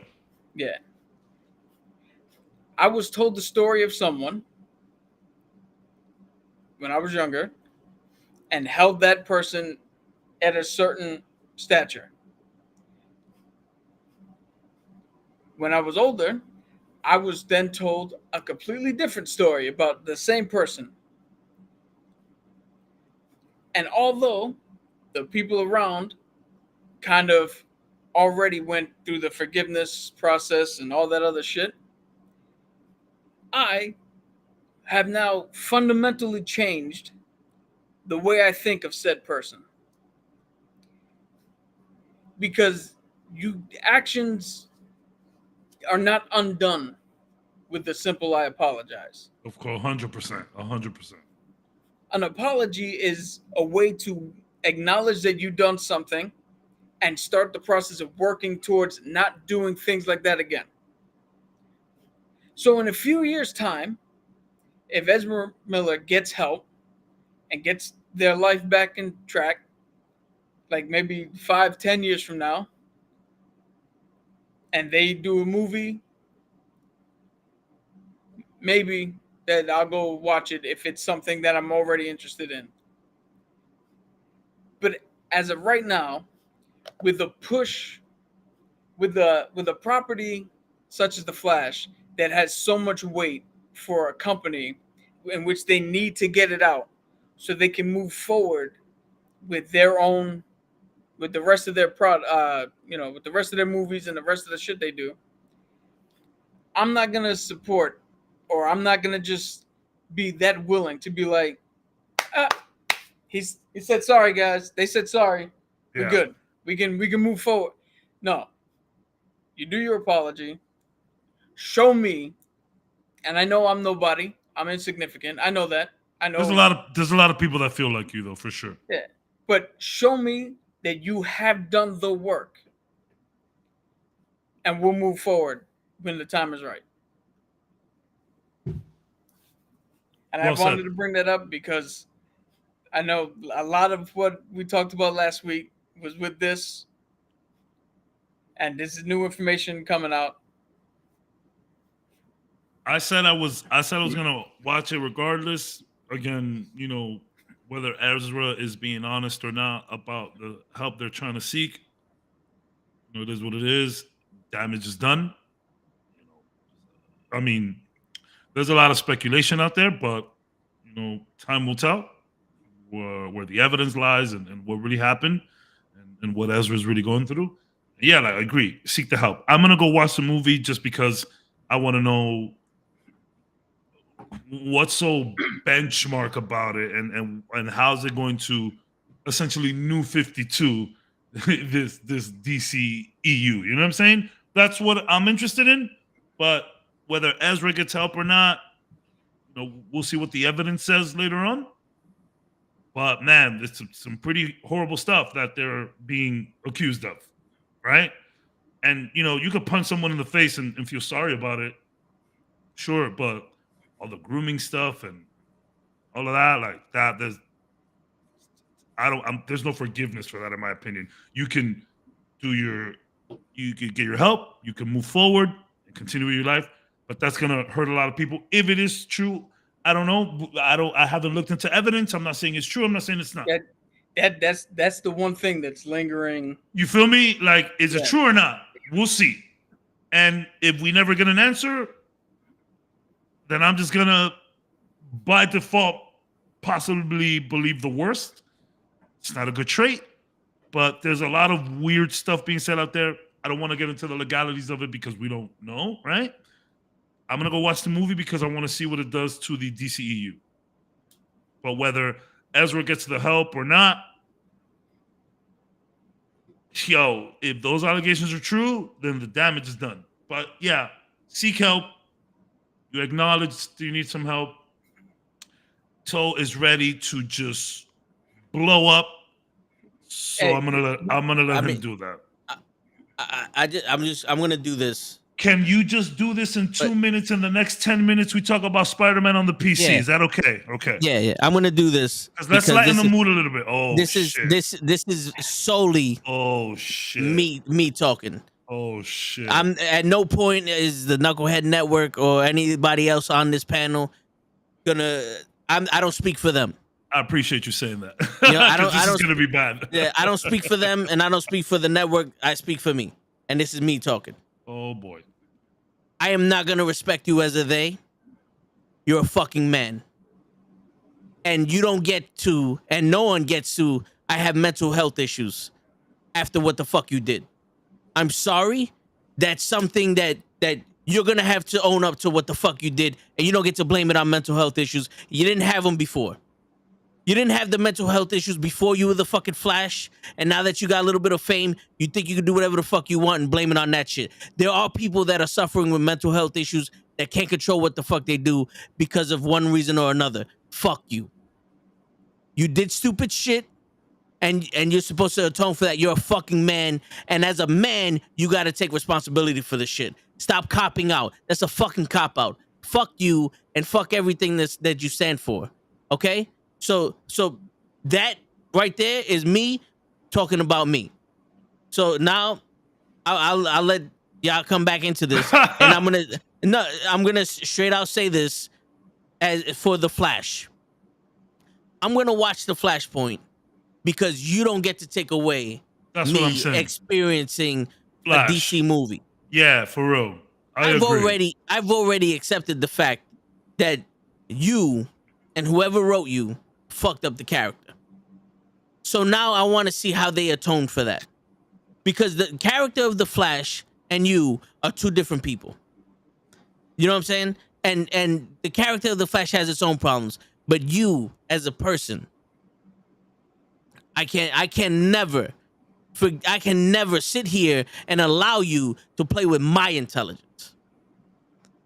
And that whole shit with Cap goes, I'm nobody important. To fuck you. I'm just as important as you are.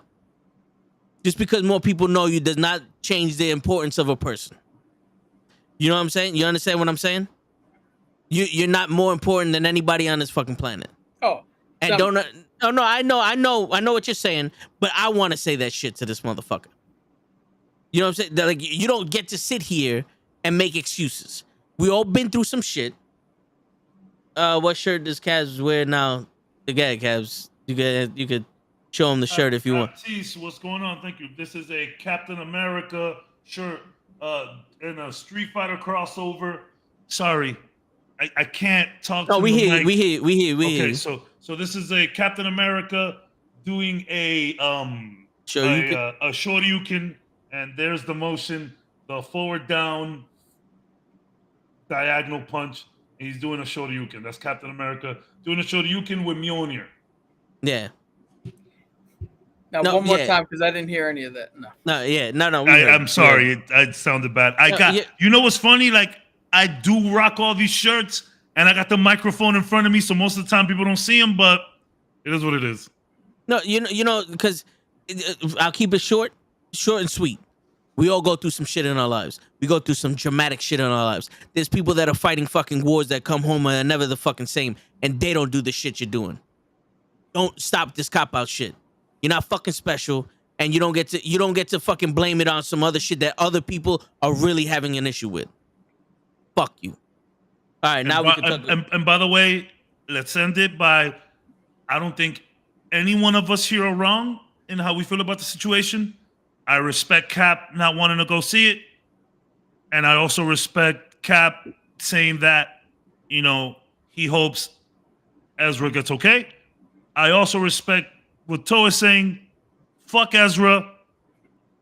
Man up. The whole pronouns thing, I'm not, you know, I'm still gonna respect pronouns. No, I know, but I'm saying that's me. You still going and watching the movie because you don't want to let Ezra mess up the Flash character for you. Completely agree there, which is what I said. The minute we spoke about it, I came in with my Flash shirt and I was like, yo, fuck Ezra. Don't blame this on the Flash, which is what I don't want to. I just want to say that everyone is correct the way that they're going. You know what I'm saying? I'm just going to say everyone has their MO here. You feel me? Yeah, and I'll say this again, and I'll do this shit again because it's just me. I know what a man is supposed to be. There's still a loose interpretation of that. Whoa. But no, listen. You were supposed to be a man. You was raised as a fucking man, and you did shit as a fucking man. And the only way I can speak to you as a man to man, okay? Because I don't know what a they is. I don't know what they say. I know what a woman is, and I know transsexuals. I know men. The they, them, all the other shit. I don't know what that is. You was raised a man. I'm gonna talk to you as a fucking man. That's a cop out, bro. That's a fucking cop out. Sorry. No, I'm not sorry. You should be fucking sorry. It's a cop out. No one will get away with that shit if they weren't fucking famous. No one has a team writing for them and a movie studio writing for them, trying to spin the fucking narrative to make them look better. Sorry, I don't have that luxury. I have to watch what I fucking do as a man. And I have to take responsibility as a man for the shit that I fucking do. So do you. So has been playing the Spider-Man game on PC. Yes. Sorry for the weird transition there. No, but that's just how I feel. But yeah, we've been playing the Spider-Man. I started the Spider-Man game. I think I did like 3 missions. You know what's funny? I mistook the question today. And I thought the question was, what kind of hot takes do you have as a whole? And I was going to go into, that's why I apologize. I was like, yo, Toe, my answer to the question today is not directed at you. I was going to go on this whole spiel about how computer gaming is not as cool as everyone thinks it is. For this specific reason that you're playing a Spider-Man game 3 years later. You feel me? Yeah. But I do understand that it's fully optimized. It's running great. 60 frames per second, looking awesome. So tell me your experience.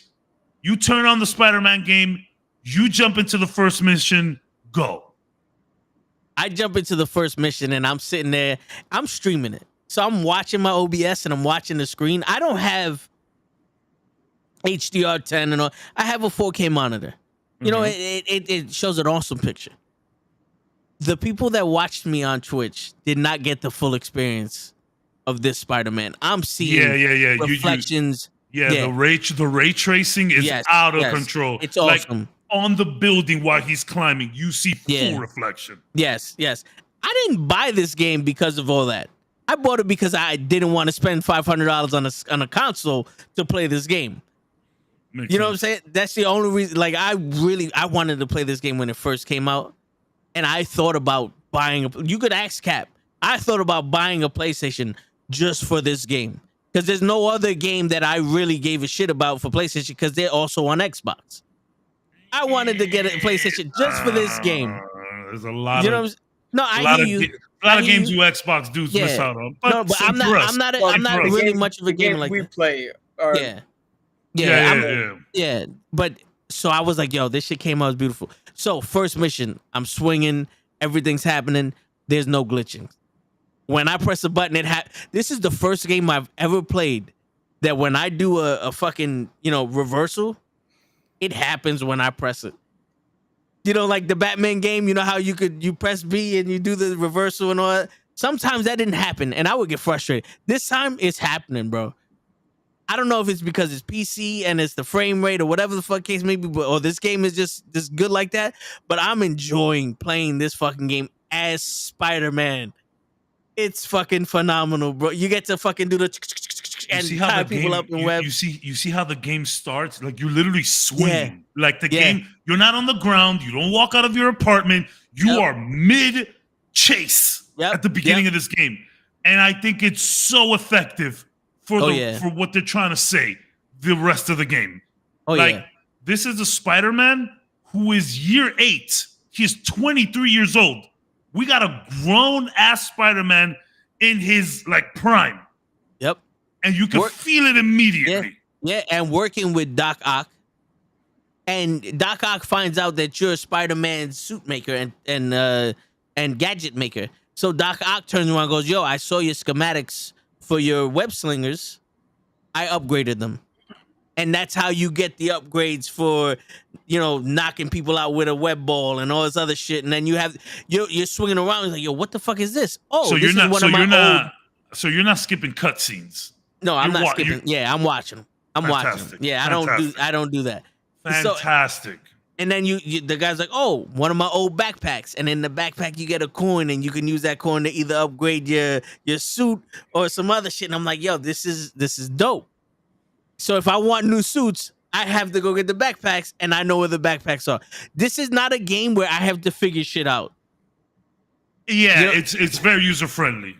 Yeah, I don't like that. Each of the suits has like a special power to it. The punk Spidey. Have you gotten punk Spidey yet? No. I literally just got the white spider.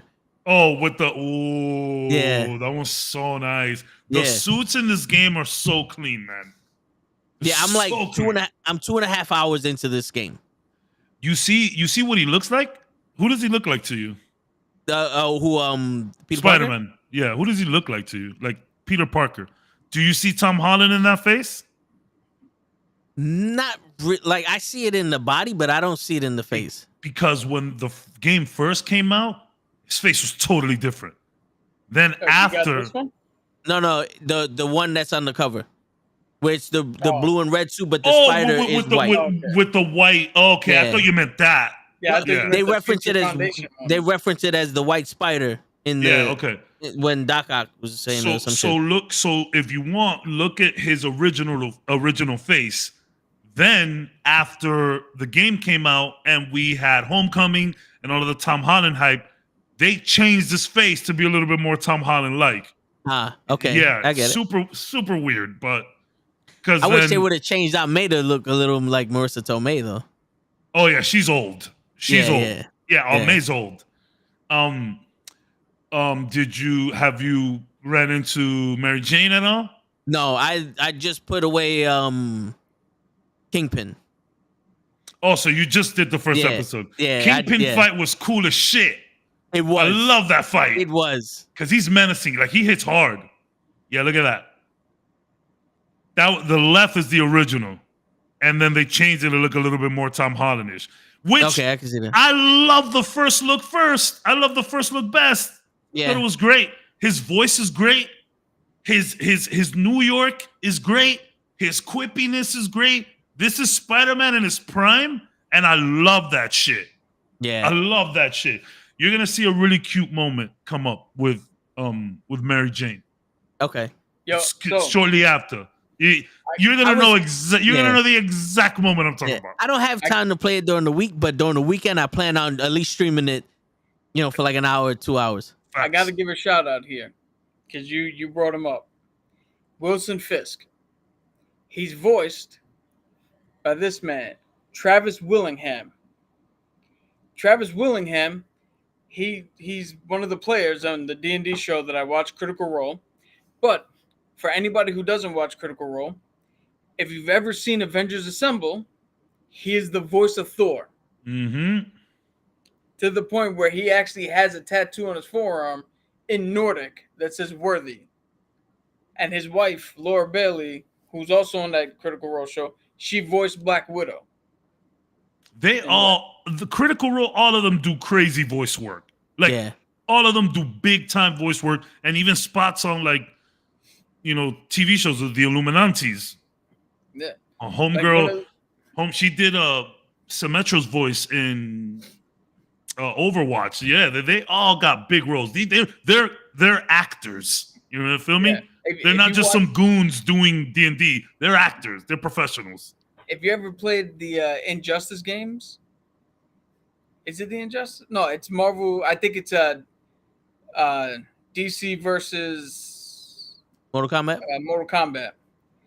Taliesin Jaffe, who's another actor on Critical Role who plays, he voices the Flash, and they all have recognizable roles. Yeah, you're like, oh shit. But I mean, if you watch the show, they're like pros. They like don't break character for hours. It's insane. Yeah. They were like, that's so cool. It's very cool to watch. I just had to give a shout out. And also, just not to toot our own horns, but for 20 seconds, I was Michelangelo and he was Leonardo. Donatello. There you go. Yeah. Yo, I swear to you, I wish we would have kept.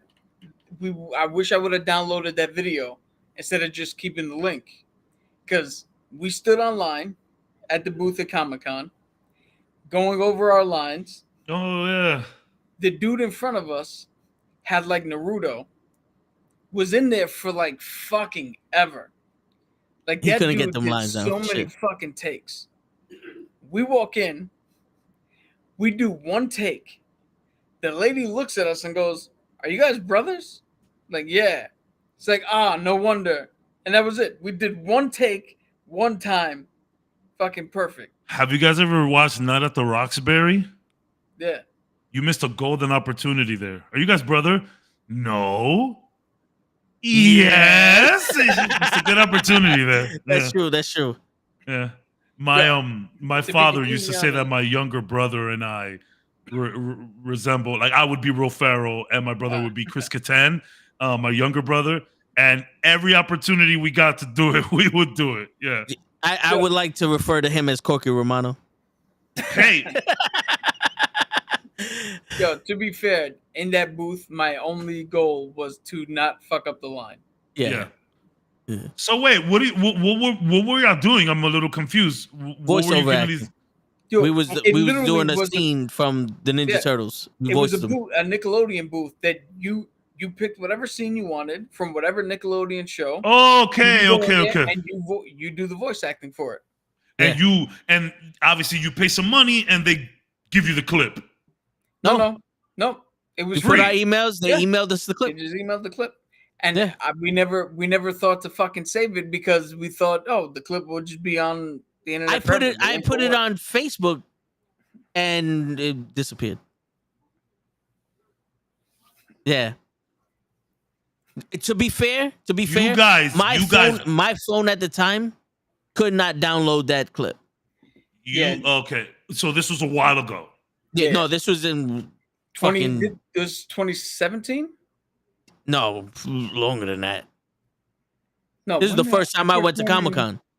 Yeah, so then it had to be like 12. Then 2012. Yeah, this is the Whenever first you time I took went. the picture with Hulk back there. Yeah. That Yeah, was that the was first long. time we went to Comic-Con. Back at those times, the best phones out there were like Blackberries and iPhone 3s. Yeah, and I had I think I had a Galaxy or some shit. If you had the Galaxy One, that bitch could have downloaded that joint. No, my shit. Yeah, didn't do no, I nothing. get it. Damn, I'm very upset that you guys voiced fucking turtles and we don't have that footage. Yeah. I'm very upset that I still- cannot see that. I don't know if I remember the whole thing, but I still remember some of the lines. Yeah, So it was actually multiple lines. Yeah, Yeah, it was the whole scene. Yo, dude, if you watch the TV show, it was a scene from the TV show. You guys were on the TV show. No. You did a scene from the scene. Yeah, from we the did a TV scene. show. Yeah. I was about to say, fuck, I'm fucking hanging with celebrities over here. What the fucking everybody come watch the fucking podcast. Look at these guys doing voice work and shit.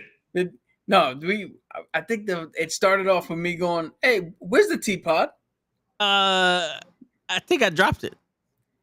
No, You dropped the teapot. No, It's like you dropped the teapot. You dropped the teapot during the fight. You know not to give me stuff like that. You know, shit. It's like it was something like that. And the thing was, that's why That's the girl so access. dope, man. I've never been to a Comic-Con, unfortunately. It's just never really happened. Yeah, it's an experience, bro. I will go. I've been to E3, the video game convention. I've done that shit like 3-4 times already. Yeah. But I've never hit Comic-Con. The next time it's here, like I think they do it up in Orlando. It's just every time they do it around here, it just doesn't work out time-wise. Whereas E3, I just know it's every June, whatever, and I just always take the time off. But I will work on making it to Comic-Con for sure. Every time I go back, I try to look for a booth like that, and they haven't done it since. Dang. Yeah, man. But maybe next year we'll go to Comic-Con because I know this year with the COVID stuff and the other shit. Last year wasn't too bad.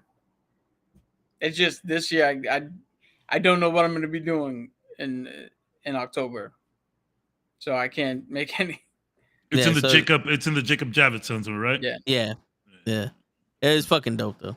I haven't. I think the last time I went there was for an auto show, the car shows. Yeah. Oh yeah, I went to that car show. The car show is not bad also. Car show's always cool. Always a good time. Yeah. I think it's like $10 to go in there, see a few cars, take some pictures. Yeah. Go up the block and go to a restaurant. You know, maybe get some hot dogs in the corner, whatever. Word. Glizzy time after the car show. Word. But yeah. Over time. Great episode. Yeah. We talked about She-Hulk, we talked about Day Flash, and we talked about Spider-Man. You gotta stop that, bro. It's not that difficult. Yo, pronouns are super easy. They're not that difficult, y'all. I just want to point out, pronouns aside, me and Toe said the exact same thing. He just said it more aggressively. Yeah. I said it like if my parent would have told me. I said it back, the way that people told you about yourself back in the day. Now everybody nowadays is more sensitive, to tell it like it is. And it's actually fucking things up. I get it. Be respectful of who these people are. But sometimes you need the blunt truth. You need blunt force trauma to the head. Get that shit, straight out. Nip that shit at the butt. And if you ain't got somebody to tell you straight out, that you fucking up, well, then you fucking with the wrong people. You fucking with the wrong people. You can still tell someone they're fucking up and use their pronouns though. I get it. I'm not gonna lie. I said here that I was thinking of just being like, yo, fuck Ezra, fuck your pronouns. You don't deserve that shit, but I'm still gonna respect the pronouns. Listen. And everyone and what I was saying, everyone's choice into how we approach this movie. And Ezra, listen. Anyone else, I'll give it to you. You have done nothing to keep my respect. And you didn't even like Ezra as Flash even before all this shit. Yeah, but because here's the thing, the earning of respect, you get respect right out the gate. You lose respect. You've done nothing to keep my respect. Yeah. So as of right now, there's nothing that you're doing that I'm taking this shit serious. So to me, you want to be a them, that's cute. I'm not falling for it. Anyone else where that whole thing is serious, like the Juno character, Elliot Page. Yes, him. I'll take that serious because it's a fact. This isn't a stunt. Shout out Elliot Page, man. Good dude. Good dude. You know what I'm saying? I'll give that respect to them. Good dude. You said Elliot is a he. Elliot, I think they use he they. Yes, yes. They. I'll give the respect to he they. Right. Yeah. This idiot, no. I gotta talk to you like if I'm talking to somebody. Listen, I don't care about you, but I'm passionate enough to put you in your fucking place. And if I'm gonna do it, and I already don't respect you, I'm gonna do it as if I'm talking to somebody that the way I would talk to him. Fuck that. And on that note, you want to take it as disrespect? That's your problem. But listen to what the fuck I'm saying. Get your head out your ass with the pronouns and listen to what the fuck I'm saying. Because at the end of the day, it's all new. It's all little shit. It's all semantics. The he, they, them, all that other shit. I'm talking to you. Straight to you, Ezra. Yeah, it's still a you. I'm talking directed to you. at you, Ezra. Yeah. Pronouns really aren't that difficult, though. Just literally took me 5 minutes to understand. Neither is acting like a human being, but he seems to have a problem with it. Yeah, I agree. Fucking Ezra. God yeah, it's easier for you to act like you got. I'm upset. I'm upset that I have to question this movie. You feel me? Yeah. Like that. That's what really. And like, I know that may sound selfish, but it's like, bruh, like everything was gearing up real nice for the DCEU. Everything. I mean, maybe that's being a little optimistic, but that's kind of my trait, my toxic trait, I guess. I am overly optimistic about a lot of things, but I'm upset that like I have this in the back. Like I'm gonna go watch the movie to support Flash and the DCU, but you know, in the back of your mind, you think, man, fuck this idiot. You know what I mean? So it's a weird thing. Yeah, it's unfortunate. But yeah, it is 12:13. Yep. It's about that time. I don't mean to cut anybody off, but no. Yeah, I use the bathroom so bad. No, hold on. You've already kicked Lay off the show, so we better adhere to your time schedule. I'm not gonna respond to that because show ain't even come back today, bro. We need good quality. Like I'm just if my quality is ever shot, kick me off. I'll come back. I promise. Don't get hurt. Let come back. You did tell him when you get home, come back on. I said, when Yo. you get home, get on. I couldn't on. fucking understand what you were saying. I gotta. It was do funny. this. It was funny because Lay was like, I couldn't you understand know what what? the fuck you're saying. But the only thing we heard was, you know what I mean? Oh yeah. It's because we read his lips at that point. It's like you know what I'm saying? You know what I'm saying? I gotta do this. I gotta do. The bard in me is begging me to do this. Please. You ready? Lay, come back. You could blame it all on cabs. Let's Lay, come back. But yeah, man. And I'm sorry. And on that note, it's your friendly neighborhood knucklehead signing out. Be back Peace, next everybody. week. I love you. Thanks, everybody. Appreciate the nice compliment on the t-shirt.